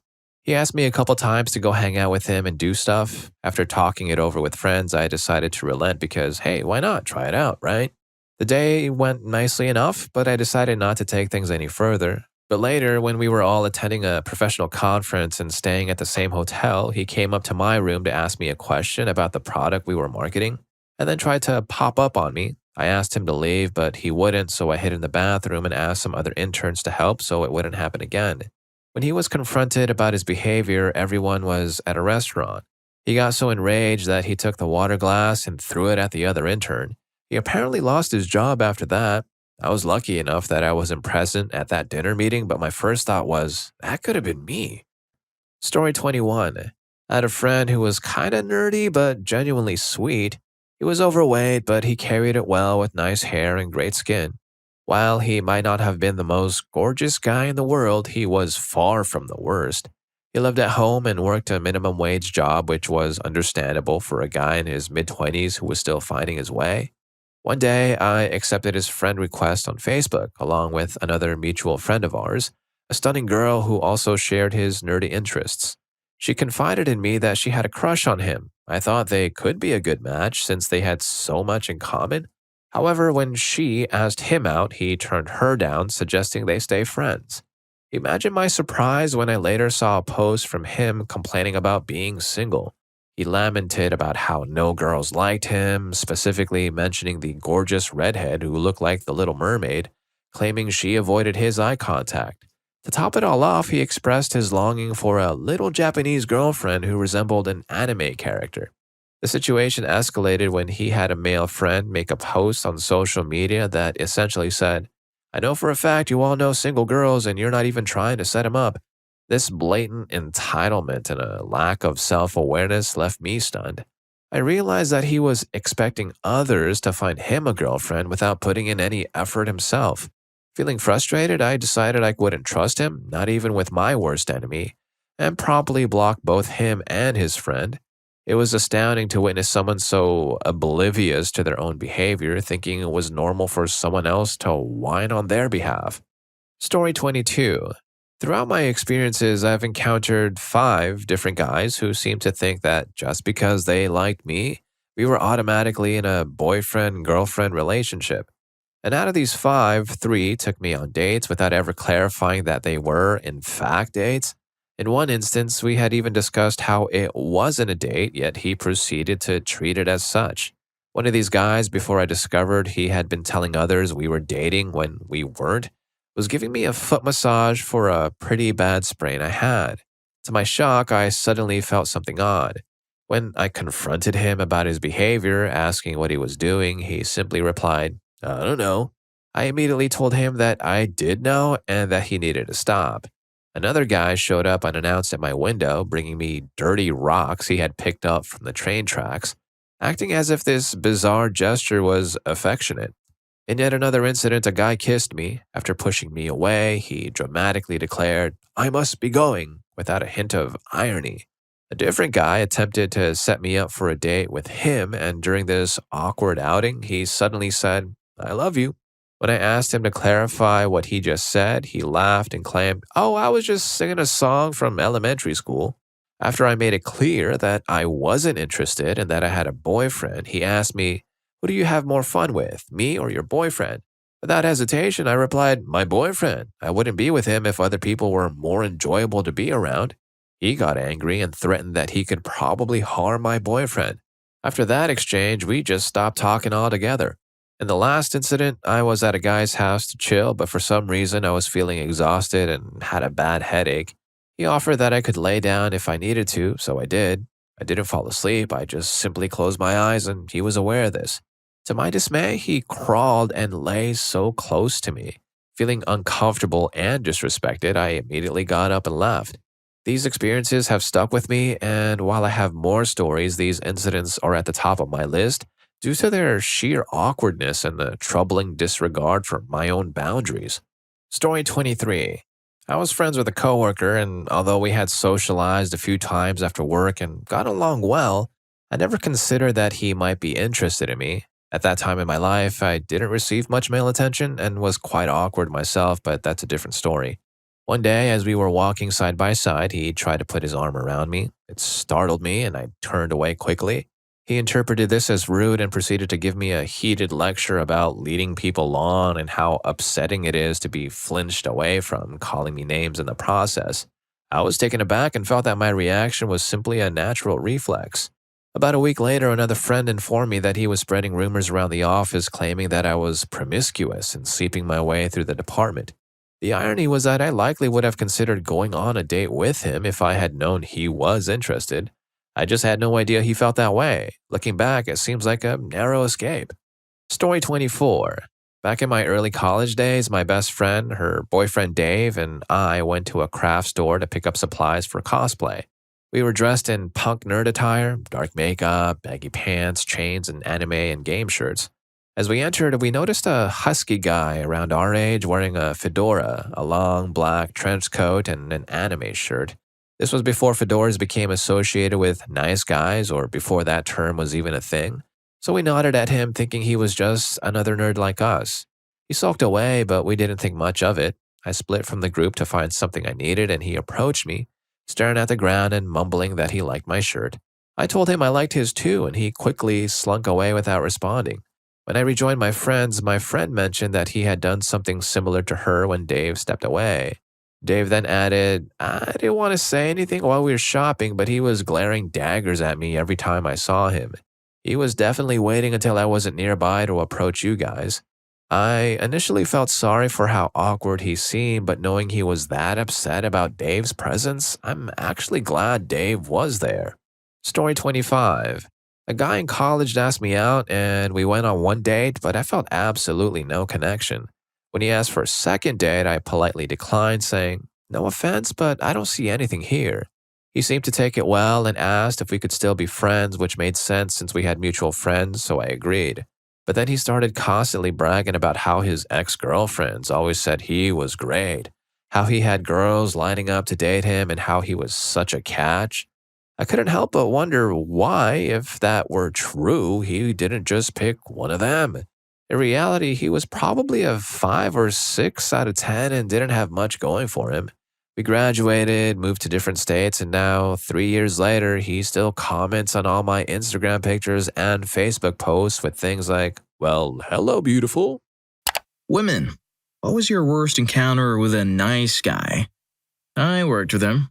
We had an evening shift at a public library where for the last 2 hours, it was just the two of us.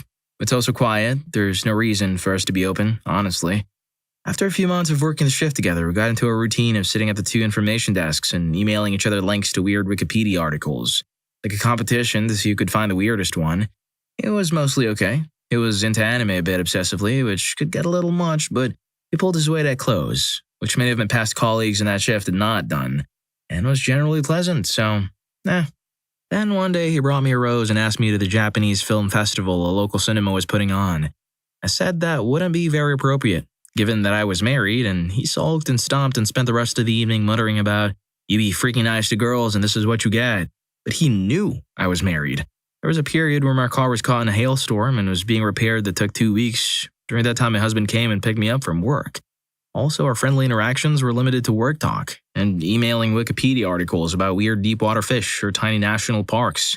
So I don't know how he got she's interested from that. The next few months were just crappy on that shift because he sulked and moped and banged books around and stopped doing anything in clothes, despite it actually being his job. Then he went to Japan to teach English, and now I work the shift with a different guy who doesn't bring me flowers or make things awkward or interpret talk about system upgrades as flirting. Also, he brings Uno cards, so winner, winner. Oh, trust me, those Uno cards are going to destroy your friendship.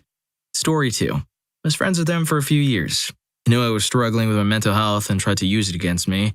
Straight up told me that the only reason I failed those attempts was because he kept me alive through his goodwill and grace. So therefore, I owed him favors. In his eyes, I survived because I was meant to be with him. I didn't know what else to do but ghost him after that. He tried stalking me for a few months, but disappeared when threatened with a restraining order. Hopefully he's gone for good. Guess it was the worst encounter for me because up until then, I thought he was actually a nice guy. I trusted him and saw him as a close friend. Felt kind of hurt and disgusted after that. And stupid. He's stupid. Story 3. A male coworker reported another male coworker to HR for inappropriate behavior towards me. Except there was no inappropriate behavior. He was just jealous of the new boy and how well we got along. When I confronted him and asked why he did that because it could really hurt the other dude standing, he gave a flaky excuse and I was cold to him the rest of the shift. The next day I came in to find he had made me a crown of cardboard and a cardboard sign that said castle, colored them and everything. He presented them to me like it was the best thing he could have done and it fixed everything. Spoiler, it did not fix everything. And now I was angry and weirded out. Story 4. I had a guy friend who was crushing hard on me. I was married at the time, although it was on the rocks, but told him it wasn't happening. Then the divorce process started and he figured he was like Flynn. After the finalization, I did agree to a couple of dates, but realized early on that I wasn't feeling it at all. Partly because, I just got out of a crappy marriage. I told him I wasn't on the same page and hit a hissy, "I can't believe you aren't giving me a real chance after I've waited so long for you, and I would treat you so much better than your ex, but you won't even allow me the opportunity to show you." His perspective seemed to be that because he liked me, I needed to give him a shot, regardless of my own feelings. I held my ground and said we could be friends or we could be former friends. Nothing else. He decided friends were good enough. A while later, he had to have medical testing done and would be in the hospital overnight under observation. He admitted to me he was petrified and asked me to keep him company to help calm his nerves. His family all lived 2 states away, so I agreed to come sit with him. I brought a book and read aloud to him. We watched some TV and chatted. I finally went home around 1 a.m. The next day, he called to tell me that the testing had gone well and that his result was good. I congratulated him and made getting off the phone noises, but he said, "So now are we more than just friends, right?" It would seem that he believed that because I spent the evening with him at the hospital, I must have feelings for him. I explained that what I'd done for him, I would have done for pretty much any of my friends who needed it. I then said that maybe trying to stay friends wasn't such a good idea. He said, "You can't do this to me right after a trauma. I've been through hell. You need to at least try being my girlfriend for a month." I don't remember exactly what the testing was at the hospital, but it involved the nurse coming in every hour or so to check something. I'd leave the room for it to give him privacy. When I'd returned, he didn't appear particularly traumatized. Somehow, our every interaction made him more and more unattractive to me. After a while, I didn't even want to be friends with him anymore. Story 5. Guy in high school stalked me for months after I wouldn't date him. I didn't understand why I didn't like him because he was a nice guy. I had to change my routes, I walked to classes and everything because he would try to stop me at school. He'd also text me all the time and I responded from time to time so he wouldn't get angry because I was scared. Then he threatened to end it all if I ignored him, and that was the last straw for me. I told some of my older friends and they said they would handle it. I never heard from him again.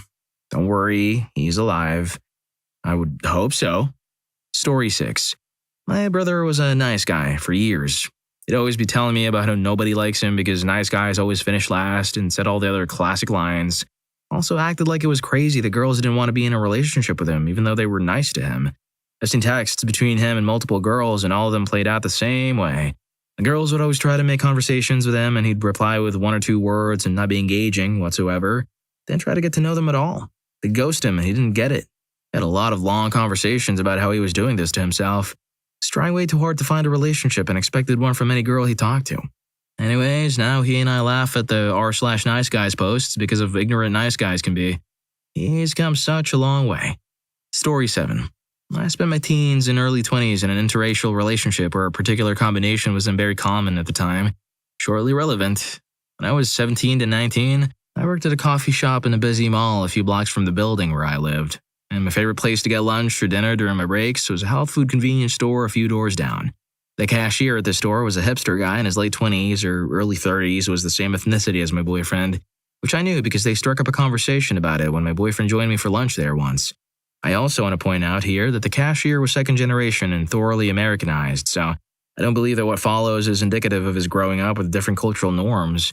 And my boyfriend immigrated to the US during high school and didn't think any of this was normal. The cashier, from there on out, started being exceptionally intense around me. At first, this was stuff like staring and making excessive eye contact during all transactions, trying to predict what I was going to eat based on what my last several purchases had been, and coming out from behind the counter to help me select my lunch, which meant standing in front of the case and very slowly examining containers of food while narrating his explanations of why each container was better or worse, while obstructing my way out of the store. He then would bring me up really slowly while telling me how much he liked my hair or how interesting it was that I wore a skirt with my coffee shop uniform while none of the other women did, and how unique it made me. This came up a number of times. It was basically stuff that made me uneasy but wasn't overly creepy enough for me to give up my lunch spot right away. I had a giant, curly, and naturally colored hair that a lot of people still comment on, even now, that it's a natural color. He also found my MySpace, the early 2000s, and added me, which should have been more alarming at the time since he didn't know my last name. I have a pretty unusual first name, but for him to find me, he probably had to look through 100 profiles. I also used to actively blog on MySpace, and he started sending me these long, rambling messages in response to everything I posted. I guess my denial was as deep as my love for the avocado salad at the shop because I kept going there even though he was a weirdo. One day he told me he had seen me walking with my boyfriend, and he asked me if I like going out with guys of his ethnicity. I told him I liked going out with my boyfriend. He asked if I would go out with him, to which I reminded him that we were literally talking about my boyfriend in the previous sentence. Then basically pounded the counter with his fist and said, "Jesus, can't you just freaking hang out with someone who isn't your boyfriend?" Really angrily, which prompted me to decide to start making my own lunch. Then the cashier started coming to my coffee shop every day. Even though the shop where he worked had far superior and free for him coffee, he would just look at me with this bovine, silent-eyed stare the whole time, and if I was cashiering, he would let other people in line go ahead of him until he got to my register rather than let another person ring him up. If I was making drinks, he would make a point to take a huge slurping sip while maintaining eye contact after I handed him his drink. At one point, he asked me why I wasn't coming back to his store anymore, while my somewhat sexist manager, who was in the midst of a bitter divorce, was working with me. I said something along the lines of trying to save money, and the cashier told me he would bring me free food, which I refused for several days before he stopped because, as he told me, his manager saw him and he hoped I appreciated the risk he had taken. He also started hanging on the patio and scribbling in his notebook while I was working. One day, he left a piece of paper behind, accidentally. He came back asking for it later, and I denied all knowledge of it, which had a terrible love poem about a crimson-haired siren with a lot of sketches of a girl who looked like me if my coffee shop uniform had been designed by Rob Liefeld, and if I had long legs. I don't. I left behind more poems over the course of a year, none of which I ever acknowledged, so he started messaging them to me on MySpace, which I also didn't acknowledge. Things were then complicated by the fact that my boyfriend and I actually broke up for reasons unrelated to this. Great guy, but his mother didn't approve of me, and I was tired of sneaking around after 6 years together. Cashier dude picked up on this because my boyfriend wasn't around and went into hyperdrive. He'd send me a message on MySpace daily. One time I walked by the shop where he worked with my friends, and he left the counter and ran out to yell after me while his manager yelled at him to come back in. Once, I got a series of angry messages about how he had been playing my favorite band in the store and he had been reprimanded for it, and how it was my fault that I hadn't come by to appreciate it. Hilarious because my favorite band was a dissonant, sweary post-punk group that can be very hard to listen to. It wasn't long after that I moved several hundred miles away for school, which of course I didn't tell the cashier. When he found out I left, he sent me a number of tirades about how cruel I had been not to give him a chance. Then the typical nice guy paradoxes of my being a frigid witch, then that I was a racist for not wanting to date him. And then he said that he was just going to quit his job and move to Brazil to get over this betrayal. I ended up deleting MySpace in favor of Facebook shortly thereafter. But that was 10 years ago. I recently found a message in my other inbox from this guy on Facebook asking if I was who he thought I was. My name on Facebook is my first name plus not my last name. Profile photo is of me and a group of people hiking at some indistinguishable distance. I told him no and he never replied, but couldn't help but look at his profile. Turns out he did indeed move to Brazil. Story 8. I used to be friends with this nice guy who started acting strangely. He had magical beliefs and passed himself off as a psychic. So I finally ghosted him after one bizarre exchange about a guy I briefly dated and who dumped me unceremoniously. Fast forward 2 weeks later. He starts an advice column on his Facebook page giving relationship advice to an unnamed woman, me, detailing her, mine, romantic problems on social media and calling her, me, an idiot for being hung up on her ex and how I, should have better self-esteem. He told our friends how hurt he was that I blocked him on Facebook because we were so close, but didn't mention his advice column. Fast forward to 2 years later. He has his own relationship advice column in a local paper where he lovingly insults people over their romantic problems. Sounds like a jolly fellow. Story 9. I was 20. A friend of mine tried to set me up with a friend of hers. He's so nice. We talked online a couple of times. He seemed okay. Not exactly my type, but my friend assured me he was perfect for me, so I figured I'd give it a shot. It's worth noting that he wouldn't send me a picture. He talked on the phone once or twice, so I didn't think too much of it, and it was 2004, so maybe he was new to the internet and didn't have a photo. Agreed to meet at a public location, his work. I walked in and saw what had to be the most unattractive man I've ever seen. Not just regular everyday ugly, but Quasimodo ugly. He smelled bad and had awful teeth. I had somewhere to be, so I politely excused myself and went to meet another friend. This guy called me later that evening to talk about going out, and I gently, politely declined. Immediately, he told my friend I was a horrible witch and led him on. He took his side and it ended the friendship. I soon started dating someone I'd known for a while and had lots of things in common with. That relationship ran its course and my life moved on. 2 entire years later, I'm working at a hotel and my boss sends me on an errand to a big box store with a company credit card. I was an authorized user, and company membership card, which I was also authorized to use. My coworker and I got in line to check out, and who was the cashier? This guy. I recognized him. It was a small town, and I didn't think he recognized me. I lost weight, changed my hair, and was dressed very professionally. I went to pay for the order, and he pretended that the card was declined and then tried to confiscate it. He threatened to call his manager and started to insinuate that I'd stolen it. I was 22 and pretty easily intimidated, so I just left the store. A former friend, a woman, sent a message to me later. This guy said he saw you at his work. How does it feel to get rejected? It was so nice and you just throw away this great, nice guy. Is the friend being held at gunpoint by this dude? Story 10. I had met this guy at a friend's summer barbecue, and he was a lot of fun. We had mutual friends, and he seemed like a fun guy, so we exchanged contact info before I headed home and added each other on Facebook the next day. At first, it was pretty normal. Since we shared a lot of common interests, we talked about that, and we'd message each other throughout the day. But then he got weird, like really rapidly. When I mentioned how awful my roommates were, he said he had a couch and I could always move in with him. This was after only a couple of weeks of knowing each other. Without even getting a response from me, either negative or positive, he started concocting some scenario where I'd walk around his place in my garments and leave them draped over the TV. It's like he had some kind of fantasy already planned out. That's just one example I remember, but he did it all the time. Eventually it got to be too much. He would take any topic and make it intimate, usually about me or the two of us, and talking to him became so frustrating that I started avoiding him. I didn't answer his texts or his messages on Facebook for about a week. One day he asked me what he had done, and I figured he deserved the truth, so I told him. As I had never given him any indication that I was interested, never once responded positively to his daydream scenarios, and I was really tired of him making everything about trying to talk me into intimacy.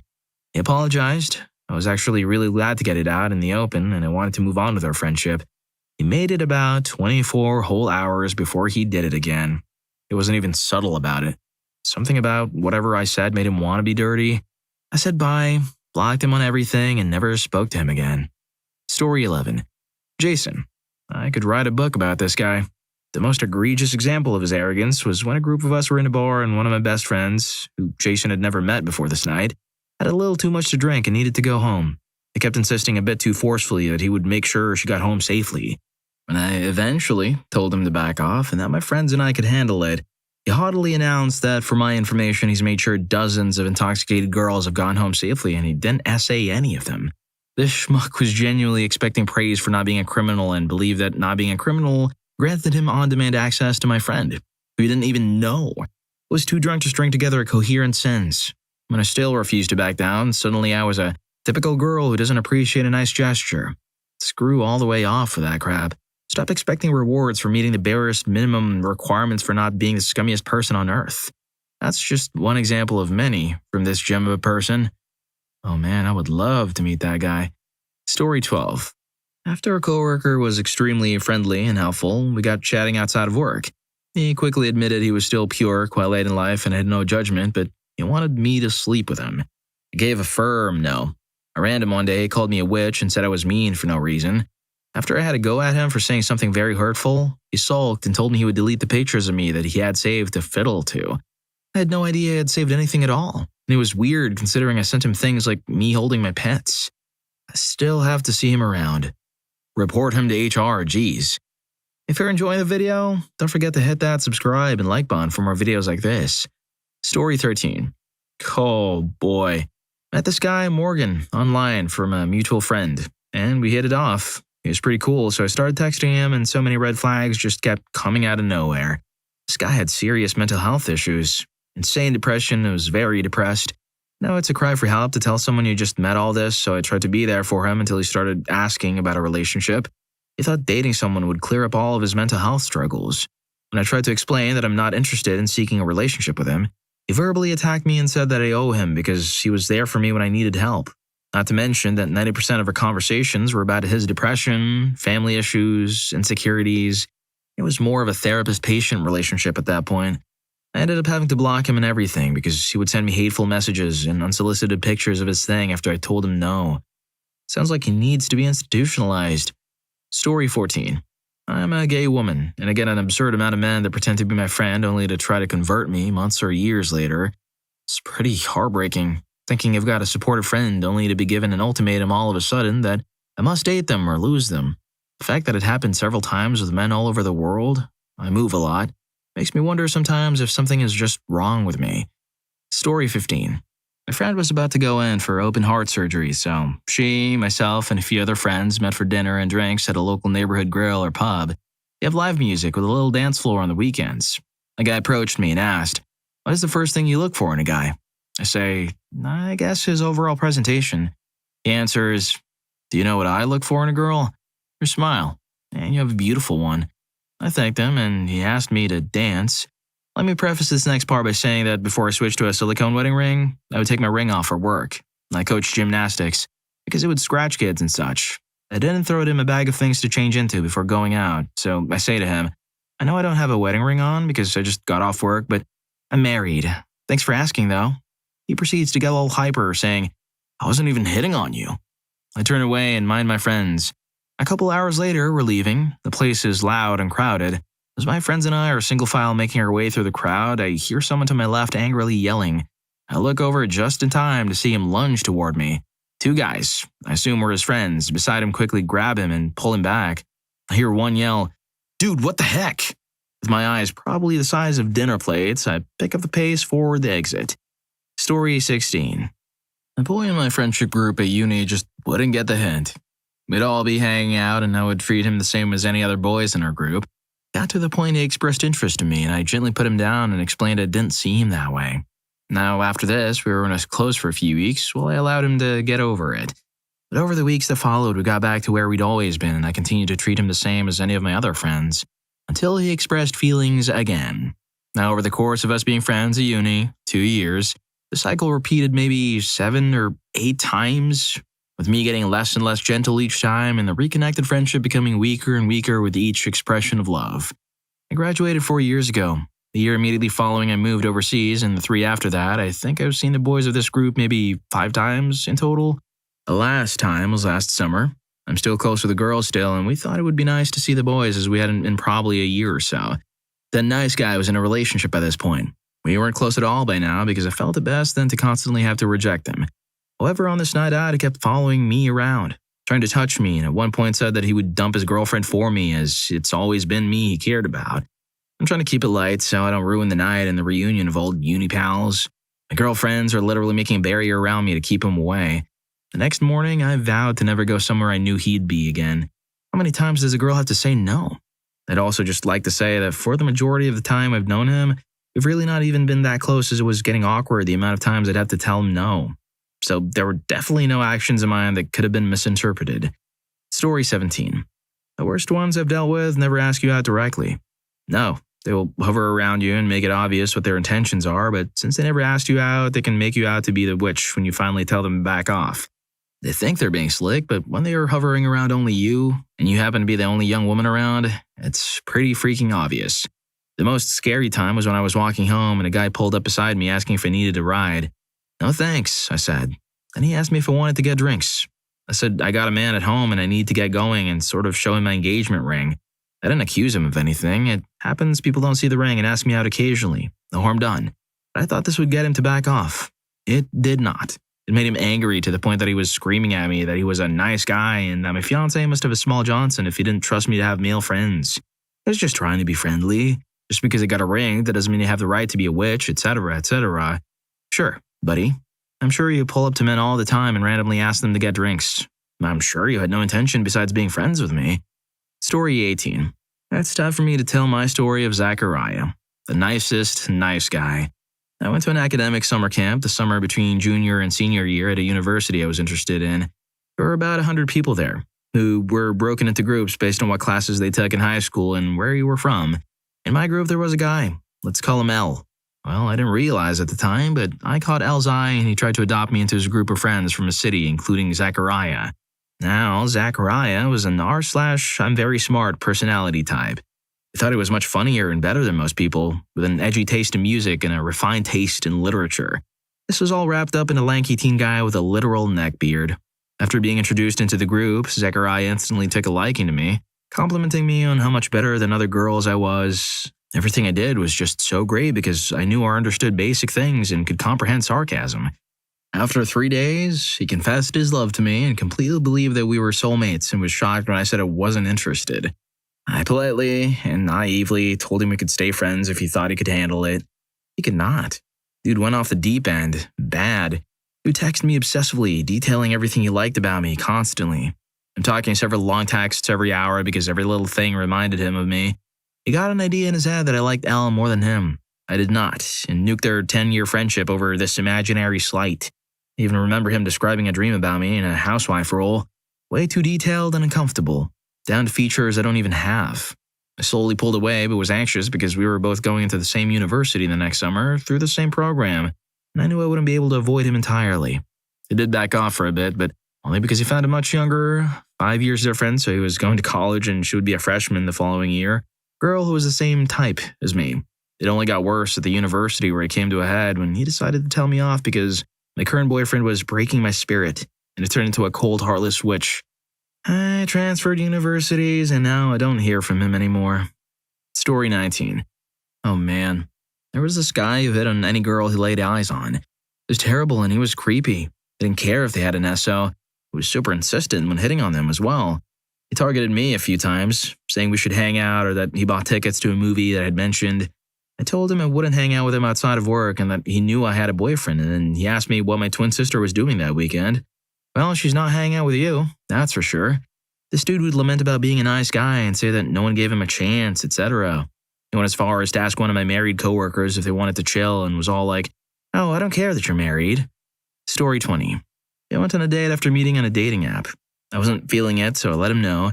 He kicked up a fuss for a while about how he felt chemistry, and obviously I just needed to go on a few more dates. I really wasn't interested at all, and eventually stopped sending messages. A few months later, I changed my hairstyle to a dyed black bob with bangs, took a snap of myself, making a goofy face with it with some caption like, "I can be Spock now," then uploaded it to my dating app profile because I like to poke fun at myself. He messaged me the next day or so, and it went something like this: "How could you be Spock? You wouldn't show emotion like that," etc. I just blocked him and called it a day. He did this several months after I'd stopped responding to him the first time around. Story 21. He played the part of a good and supportive friend through my divorce, never hinting that he was interested in me beyond a casual online friend that I sometimes chatted to on the phone. When I began dating the man I've now been married to for over a decade, I was suddenly a witch. I hung up on him the moment the word came out of his mouth, but he called daily for the next few months, leaving very casual messages as though nothing had happened. Finally, I got fed up with ignoring the calls. I didn't block them because I was saving his messages in case he got in his head to come to my state and stalk me, which was a distinct possibility because we were neighboring states and 2.5 hours away from each other. I answered the phone 2 days before my wedding and told him off for being a typical nauseating nice guy. He actually told me that marrying some guy and leaving the country was stupid, and that I would get hurt because only he knew what I needed. I hung up on him again, but not before I told him how sick and creepy he was. Years later, he still occasionally messages me through Facebook, which I rarely even check, trying to strike up conversations about how amazing it is that we've been friends for so long. Gag. Seriously? Pretty one-sided friendship considering he called me a witch for not wanting to be with him and has since ignored any explanations as to why I don't speak to him. He's never even bothered to apologize, and if I respond to him at all, it's usually a one-word whatever. The last time he messaged me, I thought about blocking him, but I still just save everything he says or sends because even though I am 5,000 miles away, I get the feeling that I will need it as evidence one day. If not for me, for someone else that he may do this to. Story 22. Not a woman of Reddit, but this reminds me of a conversation I overheard between two coworkers. One was a professed nice guy, the other a female coworker. The nice guy had tried to move on another coworker and she turned him down. He came to our cube farm, grumbling all the typical nice guy BS we'd heard 1,000 times before.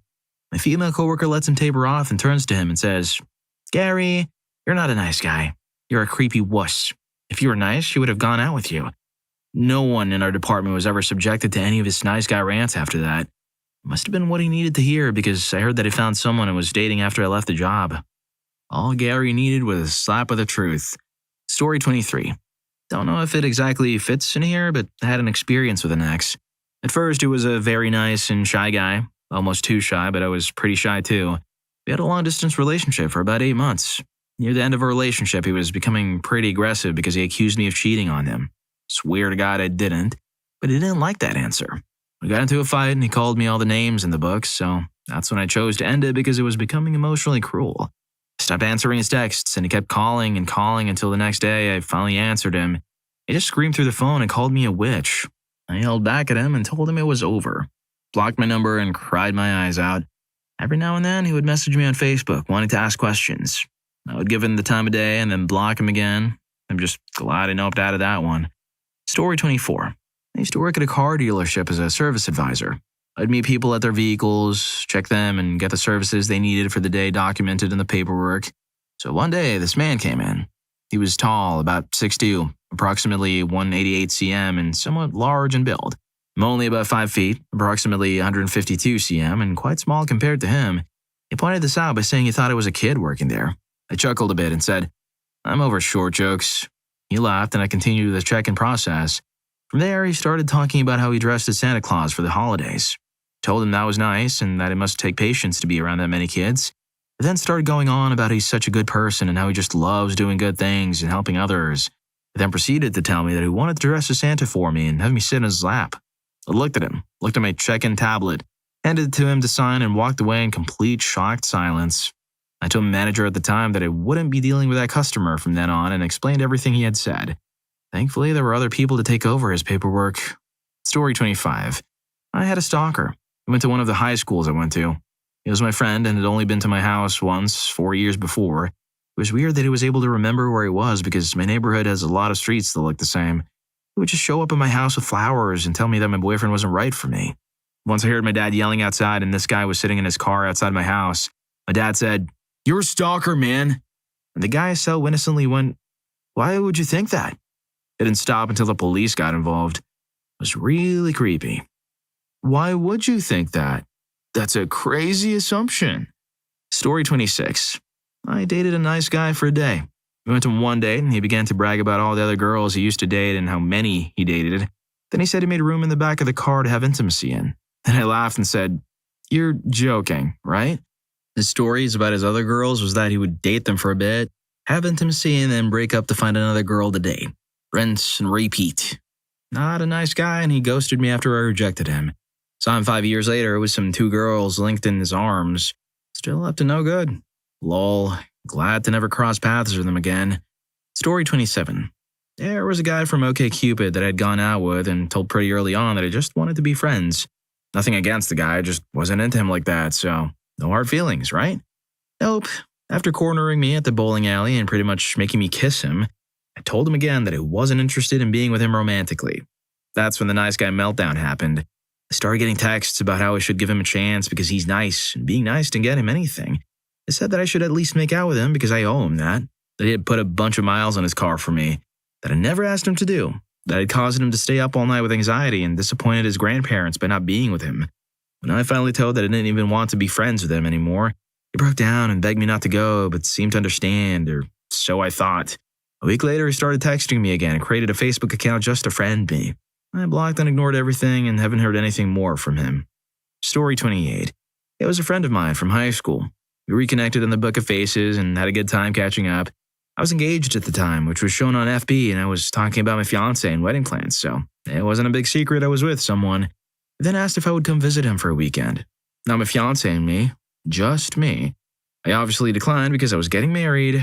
I woke up the next morning to pages and pages of messages, all in FB Messenger, ranging from "you're leading me on" to "you're my soulmate, I just know it," to "why don't you go pass away?" Insert insult of choice here. There were several of them. It was like he'd get really mad and go off, then calm down and realize he still wanted to be with me, so he'd go back to smooth talking. Basically all night. Freaked me out, so I showed my fiancé the messages, including the messages before that, so it was clear I was open that I was engaged, not leading anyone on. Then blocked my former friend. It was really unnerving how quickly things went from a friendly catch-up chat to unhinged ranting. Story 29. I was an intern at a community mental health center when I was working on my master's in psychology. I became friends with one of the male therapists. He made a pass on me on a particularly rough day that also happened to be my birthday. I told him I only wanted to be friends, and he kept pushing me, claiming he was a nice guy and insisting on knowing my justification for turning him down. Later that week, he tried to tell my supervisor I was a bad therapist.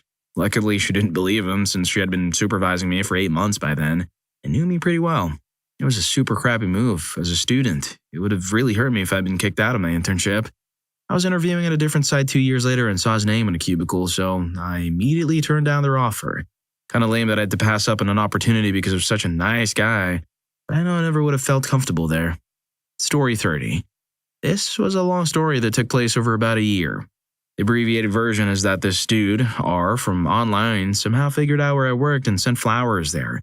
When I told him that it was creepy and not romantic, he exploded. He later apologized and we tried to be friends again. When he shared personal information I had told him on the forum we knew each other from, and I called him out on it, he exploded again and told my boyfriend, now husband, that I was in love with him, R, and leading him BF on, also that I was mentally unstable, a liar, etc. I stupidly gave him one more chance after this. He took the opportunity to go on blast in the forum and share all kinds of info. He made himself look like the victim and like I was a crazy witch, out to ruin his reputation. I also found corn he had written that starred me, using my forum name, and him in explicit situations. When our friendship deteriorated, it began to be less romantic and consensual and more weird and cruel. I stumbled onto his live journal around 2 years after I blocked him everywhere. He was going through the same crap with someone else. This was just how he operated. This was in the early 2000s before the term nice guy existed. Like I said, this is the short version. It was drawn out over a year or so. I found old chat logs a few years ago that I'd saved as evidence in case he ever did anything. Has anyone ever given a nice guy a chance after they've thrown a tantrum because you didn't let them treat you like a queen? And if you did, how did it work out? I dated one for 2 years. He seemed nice and was happy when I first started dating him because girls didn't give him a chance due to his looks. He was very needy and always demanded we do what he wanted. I missed out on a lot of things, including missing out on going to see Phantom of the Opera with his mom because she didn't want to go and would get sick at the last minute. When I lost my V card to him, he said I basically assayed him because he didn't realize he wasn't ready for something like that till after we had intimacy. About a year and a half into our relationship, he got religious. So then, whenever we had intimacy, he would want to pray for forgiveness afterwards, but if I refused intimacy, I was a cold witch. I actually left him for a female partner. I'm bi, and that's when I realized that it was a super unhealthy relationship. Story 2. I had a guy who would constantly ask me out or make really awkward advances for like a year plus. I finally had a pretty low point after coming out of a relationship and agreed to go out on a date. He seemed actually kind of nice, and we ended up dating and lived together for a bit. It all turned sour though when he realized that all his cute punk girl BS he had projected onto me wasn't who I am and I wasn't changing to what he wanted me to be. And then all of a sudden he was out with friends constantly and coming home intoxicated. The morning he came home, around 6 a.m., telling me he kissed another woman and finally woke me up and I left him. He would still send me messages for months after we broke up, not acknowledging my replies, saying I have a boyfriend and it's inappropriate to say these things. Even now, if I unblock him from social media, I'll get a message within a few days saying things like, "Hey, still beautiful, I see," or "Hey, cutie," or "Sweetie," etc., and he gets blocked again. Ugh. Story 3. I was celebrating my last day in a city I had lived in for 4 years and had invited a bunch of friends out for a night in the town. And one of these friends was a self-proclaimed chauvinist who insisted on walking on the outside of the sidewalk. So I thought it was uncomfortable they kept on switching to the outside as I didn't feel I wanted that treatment. There are no horse carriages that splash crap on people anymore. I don't need a walking shield, thanks. But he basically ignored my lack of comfort with that and continued to explain that it's his duty to do that. He ended up eventually yelling at me and I cried and left. That was my own night to hang with people before departing. Anyway, we loosely stayed Facebook friends just because I feel like he's a litmus test to the crazy crap the internet is doing to the opinions of people and I'd like to keep a tab on how bad things are getting. The end. Story 4. Yeah, I'm about done with people trying to get in my pants out of sheer desperation. I don't think this is quite the same thing as giving them a chance because I'm already in a relationship and I'm not into anyone else, but I did put up with seriously creepy crap both before I was in a relationship and after from this guy. Acted like unsolicited gifts were the way to work his way in. Even worse, when I'm in a relationship already, then had multiple unintelligible meltdowns if and when I so much as mentioned my boyfriend's name. I don't get it. All I do is treat people like people with respect, and it lands me a bunch of people who only care about themselves, who want nothing more than to drop their crappy lives and poor decision-making skills on top of mine. Anyway, I'm taken, and my boyfriend is the best person in the world for me. Story 5. I wouldn't call myself a nice guy, but I'm a people pleaser to an unhealthy degree.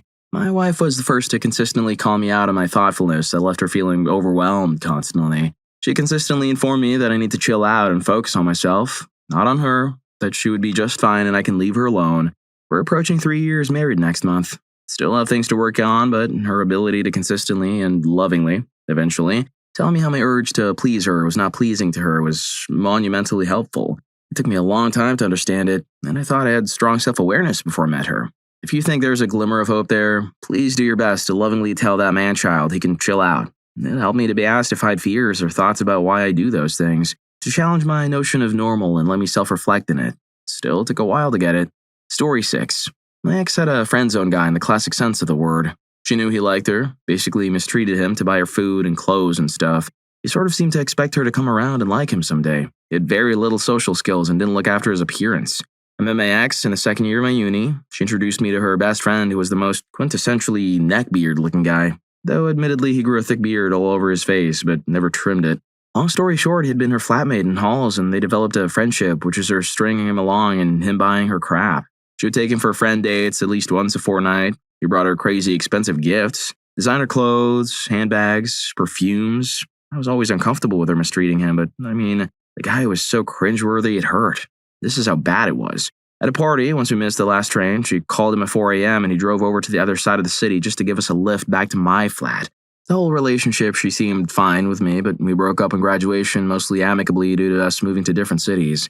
So friend zone guy lands a massive job and is paid like 90k pounds as a graduate in some software thing. All of a sudden, she comes around on him. Lol. She made an Instagram post about how she finally fell for her best friend. Last I saw on Facebook, they were engaged. She does not work except for selling stuff on Facebook and Instagram. Story 7. Yeah, it was my first and last Tinder date. I went to the guy's house. Figured it would be safe since he had 2 roommates. He'd lived with these roommates for 6 months, and when I asked him their names, he couldn't tell me. First red flag. I was like, how? Any sane person would give some attempt to learn their roommates' names. It's not like he was in a basement suite. We shared many common areas with him. When I got there, his house was barely furnished. There was a large TV in the living room and no seating whatsoever. He quickly scrambled upstairs to get 2 child-sized egg chairs and planted them in front of the TV. The TV was playing a movie that was mostly corn, super inappropriate for a first date. I figured he was trying to get me excited. Just made me uncomfortable. As did the egg chair I didn't fit in. He probably signaled for me to come sit on his lap. I figured it might be more comfortable than the chair I was in. At one point, he went in for a kiss, and I thought, what the heck? Might as well try to enjoy myself. It was awful. I actually had to hold back gags. After that, I waited about 15 minutes before signaling that I was going to leave, mostly to preserve his feelings. So after the date, I messaged Jim saying I couldn't see a second date happening. That was as nice as humanly possible. He lost it. You're just a witch. Didn't want you anyways. Now you're showing your true colors. And then switched to, I love you though. I was going to bring you to Greece. He flip-flopped between those 2 states and called me, no answer, every 3 minutes until I blocked him on everything. I deleted Tinder. Story 8. Yes. 2 months later, he forced me into his car, sped insanely fast with metal music blaring to a very rural area, pulled into a field, essayed me, then paced back and forth for a while. I'm guessing he was wondering if he should end me or not. I told him what a great drive I had and suggested we get donuts. I wrote help and his name, plate number, and a paper towel and stuck it on the mirror. Still have a hard time comprehending everything about that night. Just say no if someone feels off. You don't owe anyone something because they pitch a hissy. I just Facebook stalked. It appears he had intimacy with a girl from his work. The protection failed the first time they had intimacy. She married him, had 2 more kids back to back. They went to single and started posting a bunch of survivor posts. It also appears her mental age is much younger than her physical one. I was certain he was trying to get me pregnant. I thought I was being weird, but I guess my instinct was right. Poor girl. Story 9. I had an experience with a nice girl. Red flags everywhere, but I gave it a shot. Extremely bad situation. It began with her moving into my place without asking within the first 2 weeks, thinking it would be a surprise that I would or should love. She didn't work, but expected me to make all the money and also do every single chore since it was my apartment. It was only our apartment, but she wanted to decorate something her way or change my stuff around. She had tantrums about everything possible, and if nothing was wrong, she'd make something up to lose her mind about. She also hit me with a, why don't more guys just want someone who will love them unconditionally? The irony of that escaped her. Men should want crazy girls because they're crazy because they love you. Yeah, screw that. She did do this thing where I would come home from work and she would be wearing an apron thinking that was a classic man fantasy and expected the world for doing it. It was great until I quickly realized it was for leverage. She expected the world of me while claiming to be the greatest woman on earth despite not ever showing the least bit of actual respect. Story 10. So back in high school, I was friends with this guy that I knew liked me. I just gone out of a relationship and was feeling sorry for myself, so I decided to flirt a little. And I felt bad, so I shut things down because I didn't want to lead him on. He then threw a tantrum and I felt bad, so I decided to keep flirting with him. I can't tell you what my thinking was at the time because I don't remember, but I'm pretty sure I felt like I had already flirted, so it wasn't a big deal. Well, then he started stalking me. He showed up to my workplace, asking for my schedule, and would just show up randomly, messaging me all the time, even though I started ignoring him. Ended up moving to a different city for school, and he somehow found my work and showed up there too. I had a panic attack and had to run out back to calm down. So yeah, I'd suggest leaving people like that alone. Story 11. After weeks of chances, which was him saying he liked me and me trying because he was a very nice person and my friend, and I wanted to like him, but I just did not have those feelings for him. He ended up sending me a picture of him crying, saying, "Look what you did," because I just did not have romantic feelings. I literally told him for weeks I wanted to be just friends, and he kept guilting me and trying to force me to kiss him and hang out alone. I finally stood up and said that this isn't good for either of us because it's just making him upset, since he was trying so hard to make it a relationship. And it was upsetting me because I couldn't force my feelings to be romantic and I just wanted to be friends. I was stupid for letting people pressure me into it because I hadn't ever had a boyfriend before besides one online. Really wish I just stood up after the first kiss because I just did not like it. I felt sick afterward because it felt so forced. It would have saved us both a lot of grief, and we probably would have still been friends and he wouldn't hate me and think I was evil. Story 12. I'm struggling a bit here. So the nice guy wants to treat the woman like a queen, whatever that means. Wants to buy her stuff. Wants to take her out and pay for everything. Wants to make her launch a ship and then sit through the royal variety show. Wants to wait on her hand and foot and not let her do anything for herself. She doesn't want to be treated like a queen and tells him so. He has a tantrum. What? This is the bit I can't get past. Assuming this is the beginning of the relationship, why would the woman give a second chance to an adult who throws a tantrum? And how does throwing a tantrum square with being a nice guy? And if you're a nice guy who wants to treat a woman like a queen and you're with a woman who doesn't want to be treated like a queen, you expect different things from a relationship and it won't work out anyway. Story 13. Don't know if this applies as me giving a second chance. Also, this was in my game PMs after I played a mobile game with this guy. So the start of the conversation was very generic nice guy. He started by being pretty cool, but asked for photos when he figured out I was a girl, then saying I was a nonsense witch, when I refused to comply. I just said, whatever, text me later if you want gaming still. His words did a full mood swing, and suddenly he was the cool gaming guy again. This did scare me though. He was very insistent about the photos and then changed. Maybe he was plotting more advances later, and I actually got tired of the game, so I just ghosted him and uninstalled it. Story 14. I dated a nice guy for 7 months after he cried and begged. He was a friend and he made me laugh, so I figured, why not? It was the longest 7 months of my life. He didn't let me have friends. He didn't want me to get a job. He said I'd sleep with the customers. He cried all the time, especially when he suspected that I loved my sisters more than him. He ended up cheating on me by writing love songs or poems to girls online. I was so happy he did that because I thought I would wait until he did something to warrant breaking up. Even when I confronted him, he insisted we just go on a break. Yeah, that was the freaking worst. Don't give nice guys a chance. Story 15. I used to be one of those guys, always in the friend zone, back massages. Why won't they give me a chance? Keep giving them chances to give me a chance. Why do they keep going for the schmucks? I got lucky. I was hanging out at a girl's house with a bunch of friends. Huge house. Her mom knew all of us and could see what was going on. Her mom and I crossed paths one night away from the others and we got to talking. I mentioned how hard I was trying and how lonely I was and no one would give me a chance. She said maybe that's the problem. Maybe I kept giving them too many chances. They knew they could always come back if they wanted. Instead of trying to be what they wanted, I just started to be myself. Give someone a chance, and if it doesn't work out, there are more fish in the sea. Really caught my attention. I still think about that conversation regularly. Instead of trying to fit myself into someone's life because I found them attractive, I started finding people attractive who were more like me. Started dating a larger variety of people. I broke up with people when I wasn't happy instead of trying to stick it out for intimacy. I became much happier myself. Eventually, I met a waitress where a really good friend of mine worked. We hung out. I asked one time if she'd like a back massage, and she said yes. We moved in. We got married. We have 2 wonderful kids. The problem was, I kept trying to fit myself into someone else's life and expecting to be compensated. But I turned it around and got my own life. Then I found someone whose life matched with mine. No compensation needed. Intimacy happens when we're excited, and the kids cooperate by not staying up too late.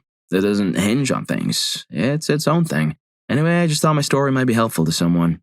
Story 16. This will get lost in the many comments, but I tried going out with a nice guy after I initially rejected him because I felt guilted into just one date. He proceeded to hover over me and awkwardly did stuff throughout the entire day, even though we were in public. We went to a movie. He tried reaching for somewhere he shouldn't. I told him no and tried to go back to watching the movie. He proceeded to whine why and then tried to do it again and again. Eventually, I crossed my legs and arms and just watched the movie until the end. Afterward, I told him that I didn't like how pushy he was. I'd given him a chance, but I didn't connect with him or like him. He screamed at me in public about how all girls are the same and what a stupid witch I was, that he paid for everything for nothing, and that I was just leading him on. It triggered a panic attack, and I started to tremble and cry like I was having a seizure. This didn't even seem to faze him, and he continued.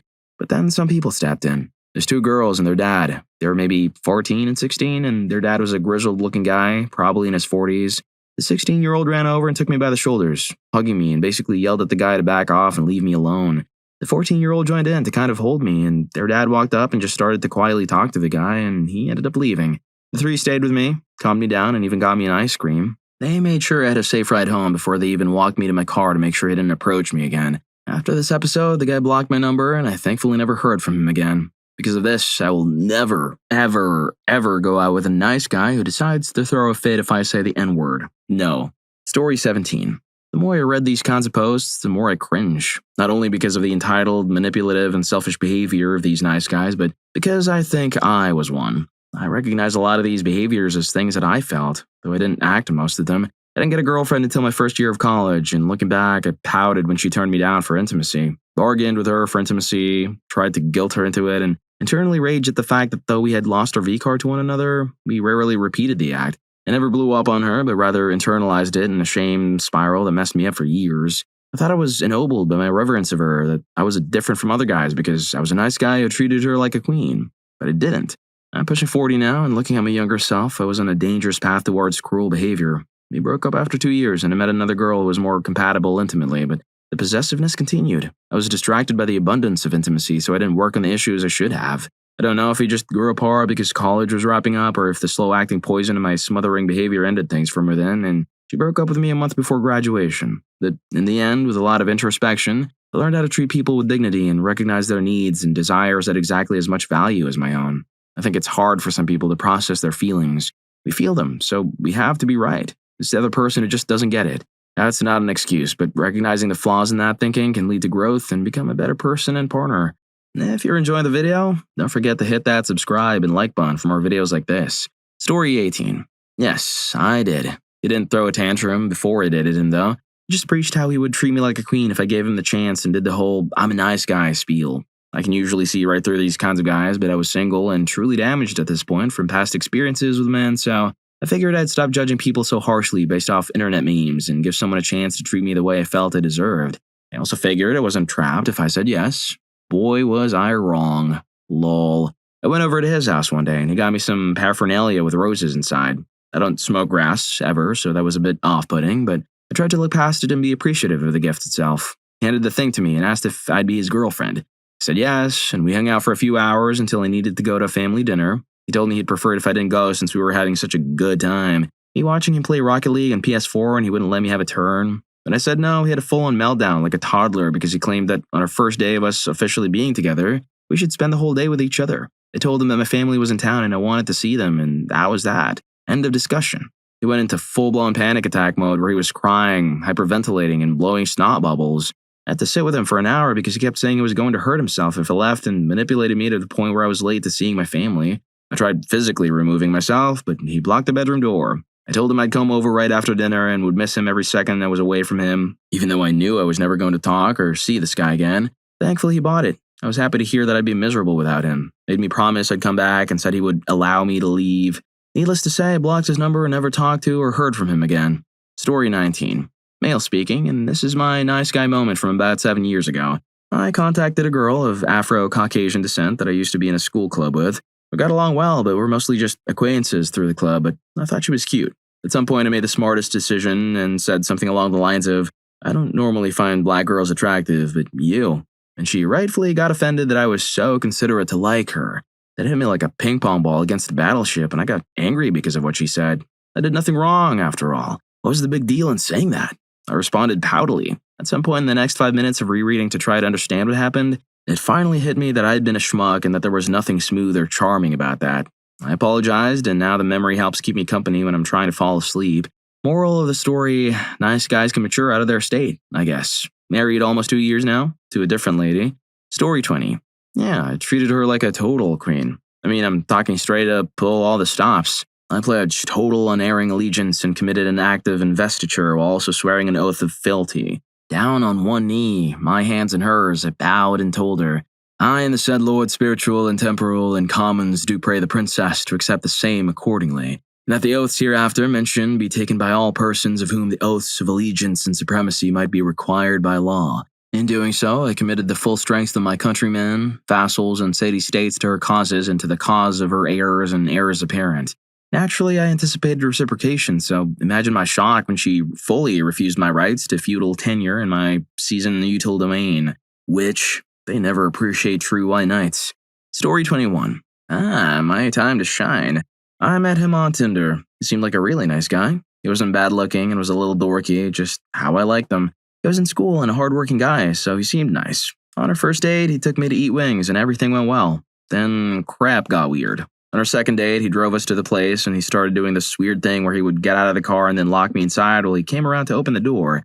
I understand he probably wanted to be chivalrous, but that was a bit strange. He could have just said, I'll get the door. Then he started texting me nonstop, asking when we would hang out and stuff, even when I told him I was busy and had things to do. If I didn't answer him on time, he would blow up my phone. He also had this weird thing where he had braces because in his teens he had crooked teeth. And whenever I would tell him off, he would be like, you see, cakes. Whenever I get my braces taken off, you regret treating me like this. Like what? You're the one blowing up. The final nail in the coffin was when I went to his house and we were in his bed. I told him I didn't want to do anything, and then we started making out. I still told him I didn't want to go any further than that, and he still tried to do it. I guess he felt like he deserved it because we went on a couple of dates. Story 22. I met a nice guy in college in my early 20s, and he was in his late 30s. At first, he was fun or funny and seemed confident and was well-liked by some of our classmates. I was kind of quiet, but he approached me and made conversation a few times, and eventually we agreed to hang out. He offered to pay for everything, would randomly surprise me with things he knew I liked, was pretty good and bad. All was well, I thought. Like most young women who get groomed by older men, I didn't think much of the age difference.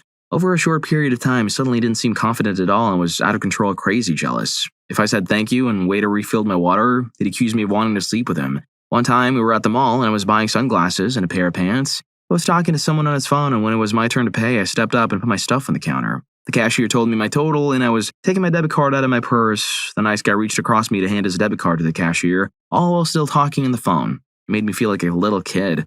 Over time, he started to need intimacy more and more because I was so irresistible and would pressure me to do it in public places where I wasn't comfortable and afraid of being caught. But there was apparently no way for him to control his need except to get off. Of course, he would be furious if I didn't, so I usually gave in to calm him down, and thankfully I was never arrested. Toward the end, he once whispered in my ear, I want to keep you barefoot and pregnant. This was 15 years ago, and I still feel kind of nauseous when I think about it. At the end, he was furious one time when he showed up unannounced at my house, and I wasn't there because I was out with friends and hadn't told him I was going out. I was trying to distance myself at that point and figure out how to end it. He blew up my phone until I relented and told him where we were. He showed up and acted normal in front of everyone, but made sure to shoot me looks when no one was paying attention so I knew how mad he was. Eventually, I said I was tired and wanted to head home, and of course, he followed me out to the parking lot.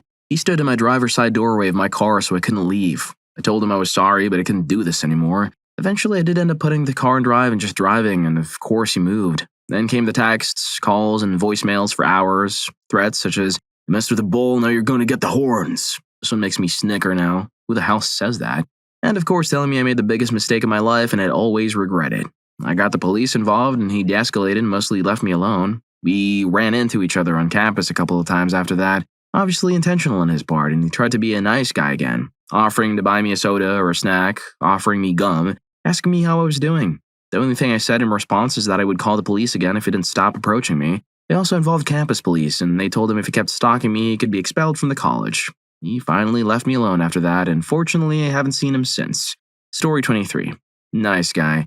This is such an annoying concept. Do you need positive reinforcement for being a decent human being? Do you also require applause when you wipe your bum?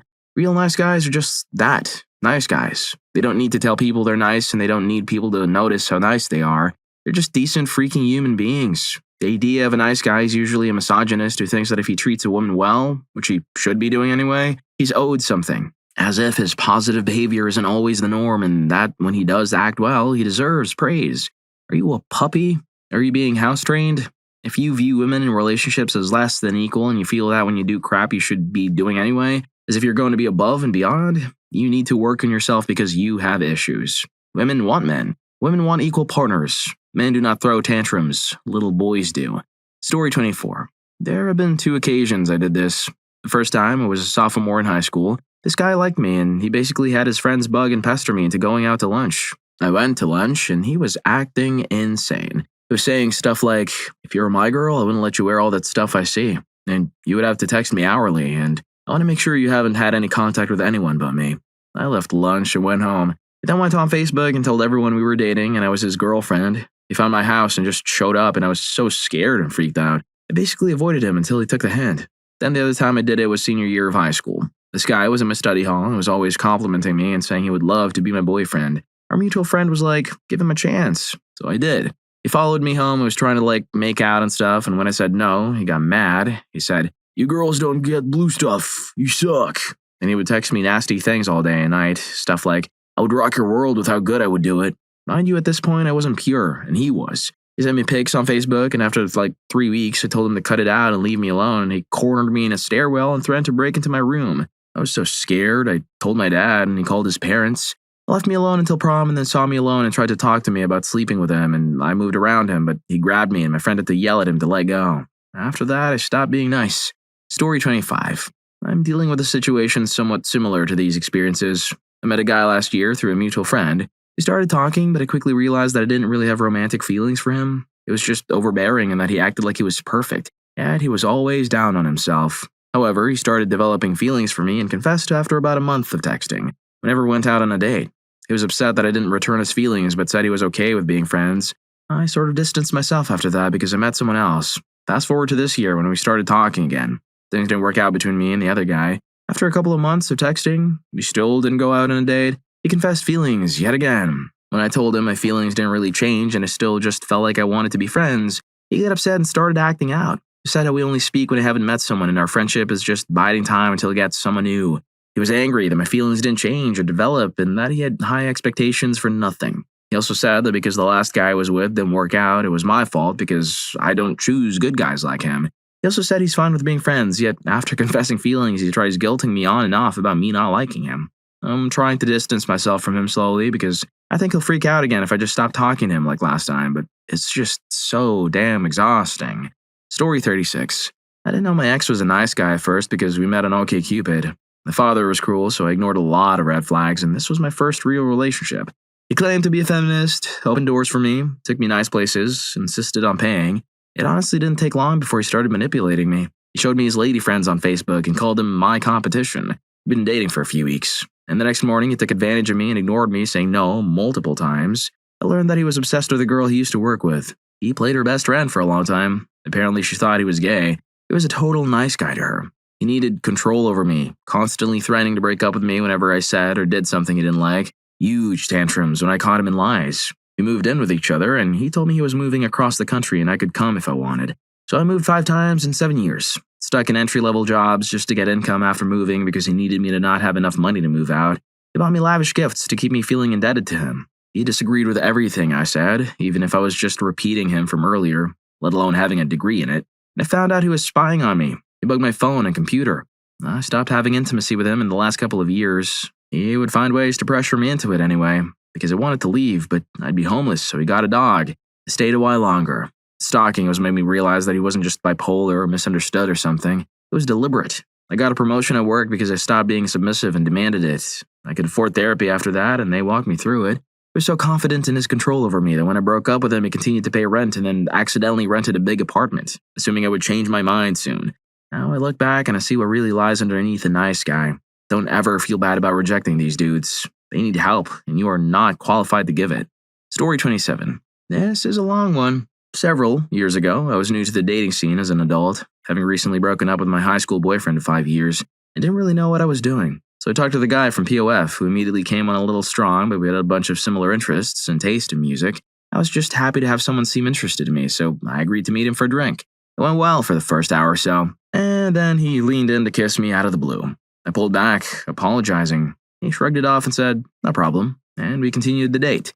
Eventually, we wrapped up and left the bar. He walked me to my car and came in for another kiss. Again, I pulled away and said, "Sorry, I'm just not ready for that just yet." Well, he went from 0 to 60. Started yelling, "What the hell? We just had an awesome night. I'd love to slide when you wouldn't kiss me earlier, but why the hell won't you kiss me now?" I was shocked and apologized again and said, "I didn't mean to offend you," which he took as an invitation to kiss me again. Again, I pulled back, and this time I firmly said, "No," and got into my car.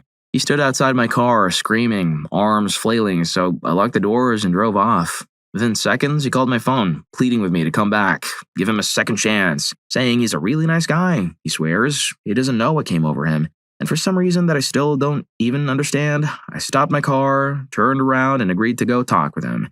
So, I met up with him at his car, and he tried to get me to get inside and go for a drive. I said no, let's just talk standing outside. Again, he began pleading with me that he's a nice guy, he's just so lonely, etc. I told him that I wasn't interested in pursuing this anymore. "Thanks for the beer, I'm going home." For the next 3 months, he would text and call me, saying things like, "Made you look at your phone? Hey, what's up?" Which I just ignored. But one day, he texted me that he just started renting a place in my neighborhood. I'd never told him where I live, and that he had seen me walking around, and why don't we hang out sometime? That was the last straw. I finally answered one of his calls and told him if he didn't leave me alone, I was going to call the cops. And he said, "That's all I was waiting for you to tell me you weren't interested." And I never heard from him again. Story 28. That was a huge mistake. I'd not long broken up with a cruel ex and had a male friend who immediately said he had feelings for me and asked me out. We'd been friends for a while. He knew that I'd gone through, even helped me get out of a cruel situation. He started with a, "but I helped you" crap, literally a few weeks later. I let him know I wasn't interested in anything more than a friendship, and he said, fine, he'd rather have me as a friend than not at all.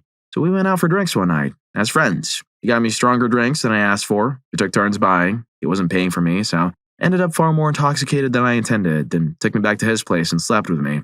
Next day, I said it didn't change anything and that it shouldn't have happened. He cried that I'd led him on. I went home, and the next thing I know, mutual friends were congratulating us on our new relationship. He told everyone we were a couple. I told him we weren't. He insisted we were. So I told him to leave me alone and I didn't want anything to do with him anymore. Of course, then I was the huge witch who had dumped him when he was such a nice guy. I lost friends because they thought I'd used him. He was so nice. Why couldn't I see that? 6 months later, he did the nice guy thing with another female friend. This time, though, he didn't fool anyone, and friends realized what he was like. Some apologized to me, but friendships were never the same. I was young and stupid, and I would really advise not giving them a chance. It's not worth it. Story 29. I don't perfectly line up with this, but my story is close enough to say, I think. Enter Steve. Steve is mildly on the spectrum, or at least I suspect. Never diagnosed, but it's pretty obvious. He liked someone. He asked them out. He got rejected. She then got into a relationship with someone else. We'll call the new boyfriend Greg. And long story short, that relationship was horribly cruel. It's not the first time Steve had been through that situation. He asked, in not the clearest way, why women would go out with someone who has a history of mistreating men instead of him. Now he's on the spectrum, probably, so he didn't ask it in the best way. He was instantly branded a nice guy misogynist and told the reason he can't get women is because he's treating them like objects. Well, he was just told misogynists don't get into relationships, and he looked at the woman he cared for with a black eye from Greg. Remember, misogynists don't get women, or so he was told. He didn't know how to react to this. He was told one thing and witnessed the complete opposite. He did sort of lash out. Anyway, a while later, one thing led to another, and I dated him for a while. He was pretty chill and exploring his understanding of social relationships. He wasn't my best relationship, but he was the most memorable. He was genuinely kind. He was genuinely nice. He just didn't understand what was shown in front of him, and he didn't know how to react to what he saw. And for that, he was branded a terrible person. Well, if you like these stories, here's more. YouTube thinks you're going to love this. Catch you in that video.